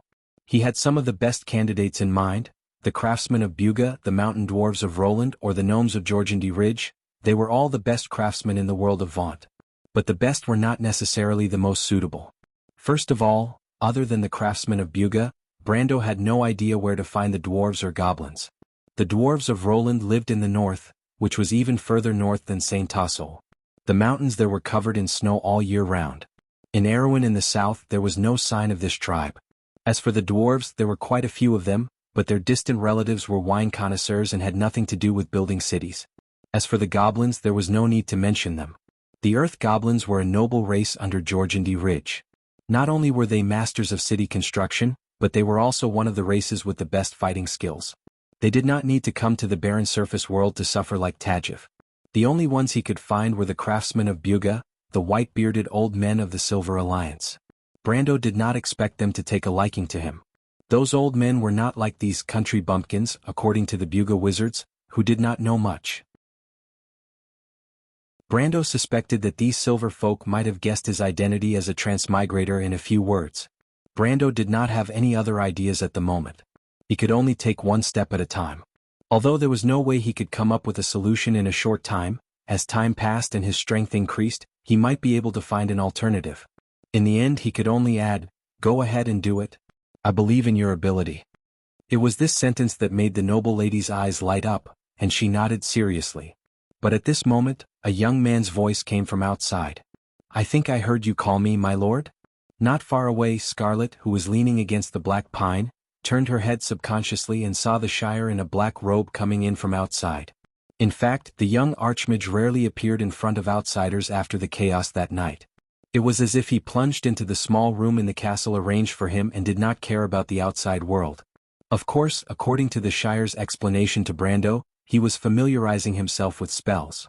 After all, an apprentice would need a buffer time to become a wizard mentor overnight. Now it seemed that this guy was doing well these days. When Brando saw him, the young wizard's face was relaxed and even a little excited. It seemed that the outside world was indeed more interesting than the graveyard. Even if he stayed in a small room all day, it was no exception. "Why are you here?" Brando asked, but he immediately saw that the Shire did not come alone. There was a young man behind him. Brando recognized the young man. He was the only lucky or unlucky person left from the group of adventurers they met when they first entered Abyss. He was an apprentice who was a string magician. But this young man had been staying in the group ever since they killed Groton, which puzzled Brando. According to what he knew, this young man and his companions were from noble families. Even though they did not have much power, they were at least descendants of nobles. With such a background, there was no need for them to fool around with these mercenaries. According to Amandina's words, this group of mercenaries were rebels, but to put it bluntly, they were not far off from bandits who occupied a mountain. It could only be said that the real bandit group lacked people like him and the noble lady who understood the rules of the game between nobles. The Shire smiled and walked in front of them. He respectfully bowed to Brando. If an outsider saw a magus bowing to a noble in such a manner, their jaws would probably drop to the ground. But the young magus still greeted him meticulously, "My lord." In fact, his actions had already surprised the young man behind him. The young man who was habitually wearing a green-gray robe finally showed a strange expression and looked at the master and servant. Even though Brando was a gold-ranked swordsman, the Shire was not to be outdone. He was also a gold-ranked magus, but his status was much higher than a mere swordsman. It was the same even if Brando was a noble. Amandina, who was hugging the documents beside Brando, did not find it strange. She shook her head and acted as if she did not see anything. As for Medisha and Scarlet, one did not understand the etiquette of the humans in this era, and the other grew up in a mercenary group. Naturally, they did not have any knowledge in this area, so they were much calmer than the young man. "Actually, I'm here to ask for money," the Shire replied with a smile. He even scratched his head. You can imagine a magus scratching his head helplessly. This time, the corner of Scarlet's eye twitched. "But first, I'm here to give you money." "Give you money?" Brando was stunned. "Let's talk about money first because I know my lord is always interested in bad news." The Shire immediately answered, "The thing you asked me last time, I thought about it and it should be fine." Brando immediately reacted. Originally, he wanted this guy to form a spellcaster council similar to the Tower of Stars and Moons. After all, the Shire was now the leader of all the spellcasters in his territory. It was not impossible for him to integrate the uneven number of apprentices in the mercenary group. Even though it was a little unbearable to look at now, the future was still very promising. Even if they could not compete with the Silver Alliance in the future, at least they would not be inferior to the Black Tower Magi. The only problem was that he did not know if the Shire, as the successor of the Black Tower Magi, had any relevant taboos. When the Black Tower split from the Silver Alliance, it almost led to a war. Brendel knew how strict the wizards were in keeping their knowledge of the world a secret. When the Black Tower wizards split from the Silver Alliance, it almost led to war. Of course, this was a digression. Brando only mentioned it at that time, but he did not expect to receive an answer today. But putting this matter aside, the Shire's line of, "giving you money," really surprised him. What kind of trick was this guy playing? That was the first thing he thought. Let's talk about the second thing. Brando replied. The Shire reminded him with a smile. My lord, did you forget about the thing that I temporarily stored with me? What thing? Brando was puzzled, but the Shire took out a painting from his multi-dimensional bag. Oh my God, Martha, the painting of Princess Twilight. Amandina's eyes widened, and the document in her hand slipped to the ground. She could not help but shout in a low voice. She immediately showed a look of suspicion. This can't be a fake, right? She looked at the Shire and then looked at Brando. She thought to herself that with her lord and this mage's nature, it was not impossible. But Brando shook his head. This is the real thing. He remembered that this was the stolen item that they took in Fortress Reden. Although it was a little disgraceful, but now it seemed that the decision back then was really a wise one.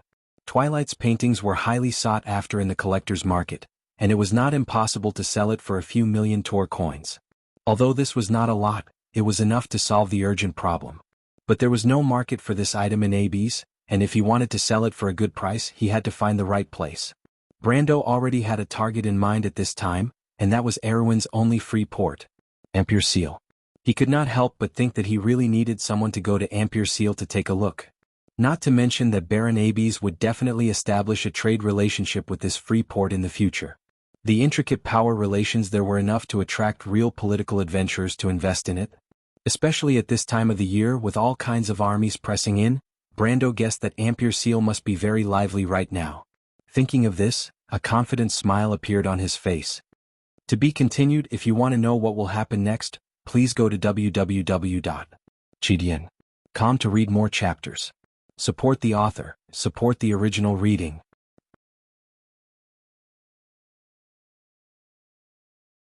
Chapter 276. Ampere Seal?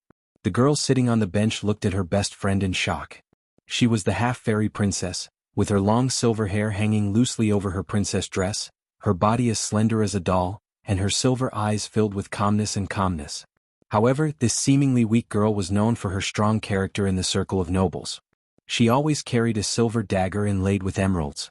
It looked like a dagger used by noble ladies for self-defense, but Magadol did not doubt that she could easily subdue a grown man with that dagger. Of course, this was still not the right way to put it. This princess was famous for her swordsmanship in the royal family. Even an official knight of the kingdom would not be her match. The girl pressed her hands on her knees and could not help but feel envious.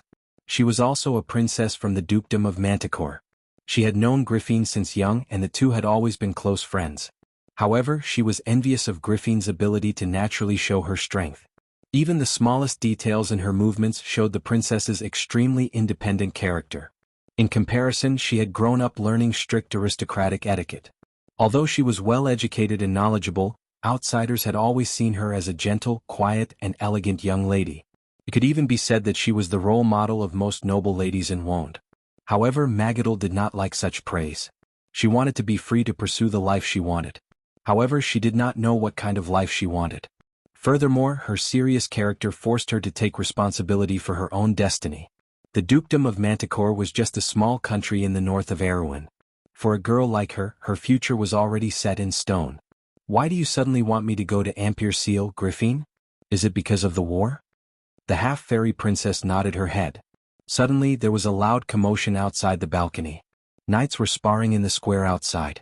However, the commotion quickly subsided, and it did not affect the conversation between the two in the room. Has the situation become so tense? Magadol asked softly. What do you think, Teeny? My brother's actions are faster than I thought. The dukes have already formed an alliance. Although that old fox Arek is still hesitating, I think he will make a decision soon. The silver-haired girl explained unhurriedly, as if she was talking about something that had nothing to do with her. Maybe there is still a chance, Griffin? Magadol could not help but say. It's not that simple, Teeny. Erek has always been ambitious. He wants to stand with my dear brother or stand with us. The half-fairy princess paused for a moment and said faintly, I don't mind the marriage, but I am worried that it will harm Haruz. Thus, the young girl sitting opposite her no longer spoke, but looked at her calmly. The two of them were close friends and understood that the other would not be stumped by this little difficulty. Griffin would not be Erewhon's princess if she did. Actually, my main concern is Count Randner, the silver-haired girl lowered her voice. If Duke Erek is like a dark cloud in the northern sky that can bring a storm at any time, then as long as the wind is blowing in the right direction, he may not necessarily be our enemy. He can also be our ally. But I suspect that Count Randner will draw his dagger at us from behind at any time. Magadol's brown eyes flashed with interest and she suddenly said, I heard something that you might be interested in, Griffin. Go ahead, Teeny. The princess of the Manticore Dukedom leaned closer to Griffin. I have a friend who just sent me a magic letter from Count Randner. He said that Count Randner seems to be in some trouble, and there are some rebellions in his territory. I think he might not have the time to care about things outside of his territory for the time being. Is it a friend from the Holy Cathedral? The half-fairy princess asked seriously. Magadol nodded slightly. The silver-haired girl looked at her close friend seriously. Even though she did not have any elven blood, her beauty was not inferior to her own. However, they were completely different. Her soft golden hair seemed to be plated with a layer of holy radiance under the soft light, setting off her quiet and gentle face. It wasn't without reason that this young girl was called the Frowning Angel, although such beauty was extremely rare among humans. Griffin could not help but think of an ancient human kingdom's queen. But the queen's fate was too tragic, and this made her frown slightly as she shook her head and threw the thought out of her mind. Magadol herself was an extremely devout believer, and she was very close to the Holy Cathedral of Fire. At the same time, she also maintained a very good personal relationship with many of the priests in the Holy Cathedral. Because of her close relationship with the Holy Cathedral, she was jokingly called the Nun Princess by many nobles. The high priest of the Holy Cathedral had publicly praised this girl's devotion to her faith, and it was also because of this that the Nun Princess was not harassed because of her beauty. This was because the reality was often like this. Between royal authority and divine authority, the former made people yearn for it, while the latter was more revered. Teeny, do you remember a joke we heard when we were learning about royal etiquette? The half-fairy princess suddenly asked. In Erewhon, there is no lord who does not deal with a rebellion or two. Otherwise he is not a true lord. Magadol smiled slightly, most likely because Griffin's words reminded her of the carefree days of the past. It's actually the same everywhere, Griffin. Yes, the silver-haired girl nodded, so don't put your hopes on others. Let's just hope that Count Randner will be flustered for a while. But we still have to do what we have to do. Then what can I do, Griffin? I hope that you can use your relationship with the Holy Cathedral to persuade the merchants of Amberlight to reject the Alliance's request. The half-fairy princess replied, Teeny, the free port is under the protection of the Holy Cathedral. They have the ability to do so, but I'm worried that the merchants will be tempted by the benefits. I know the presiding priest of Amberlight, I can give it a try. Magadol thought for a moment and asked, But when do I have to leave, Griffin? There's no need to rush, Griffin said. Once you leave my place, I'm guessing that the dukes will immediately receive the news. This is a dangerous matter, Teeny, you have to think carefully. Although you are my good friend, I don't want you to get into any trouble. That's why I want to help you, Griffin. Thank you. The silver-haired girl looked at the direction of the balcony, and the loud cheers from before rang out once again. This meant that one of the battles had been decided. Her silver eyes flashed. Let me help you choose a few people who can complete this mission with you and protect your safety, Teeny. Then of course I want Sister Maynard. Magadol's face revealed a rare sly look. She would only reveal this side of hers in front of Griffin. If she's with me, I'll have someone to chat with and relieve my boredom. The princess smiled. You're not the least bit courteous, taking away my best knight. But since that's the case, I can only reluctantly part with her. But you have to take good care of Sister Maynard. Her temper is much worse than mine. Of course. Magadol blinked. In reality, the three of them were close friends who had known each other since they were young. They understood each other's personalities the best. Although Maynard was born with a cold temperament, she was not someone who would throw a tantrum at others. At this time, cheers rang out from outside the balcony again, drowning out all the sounds in the room. This time it was different from the previous times.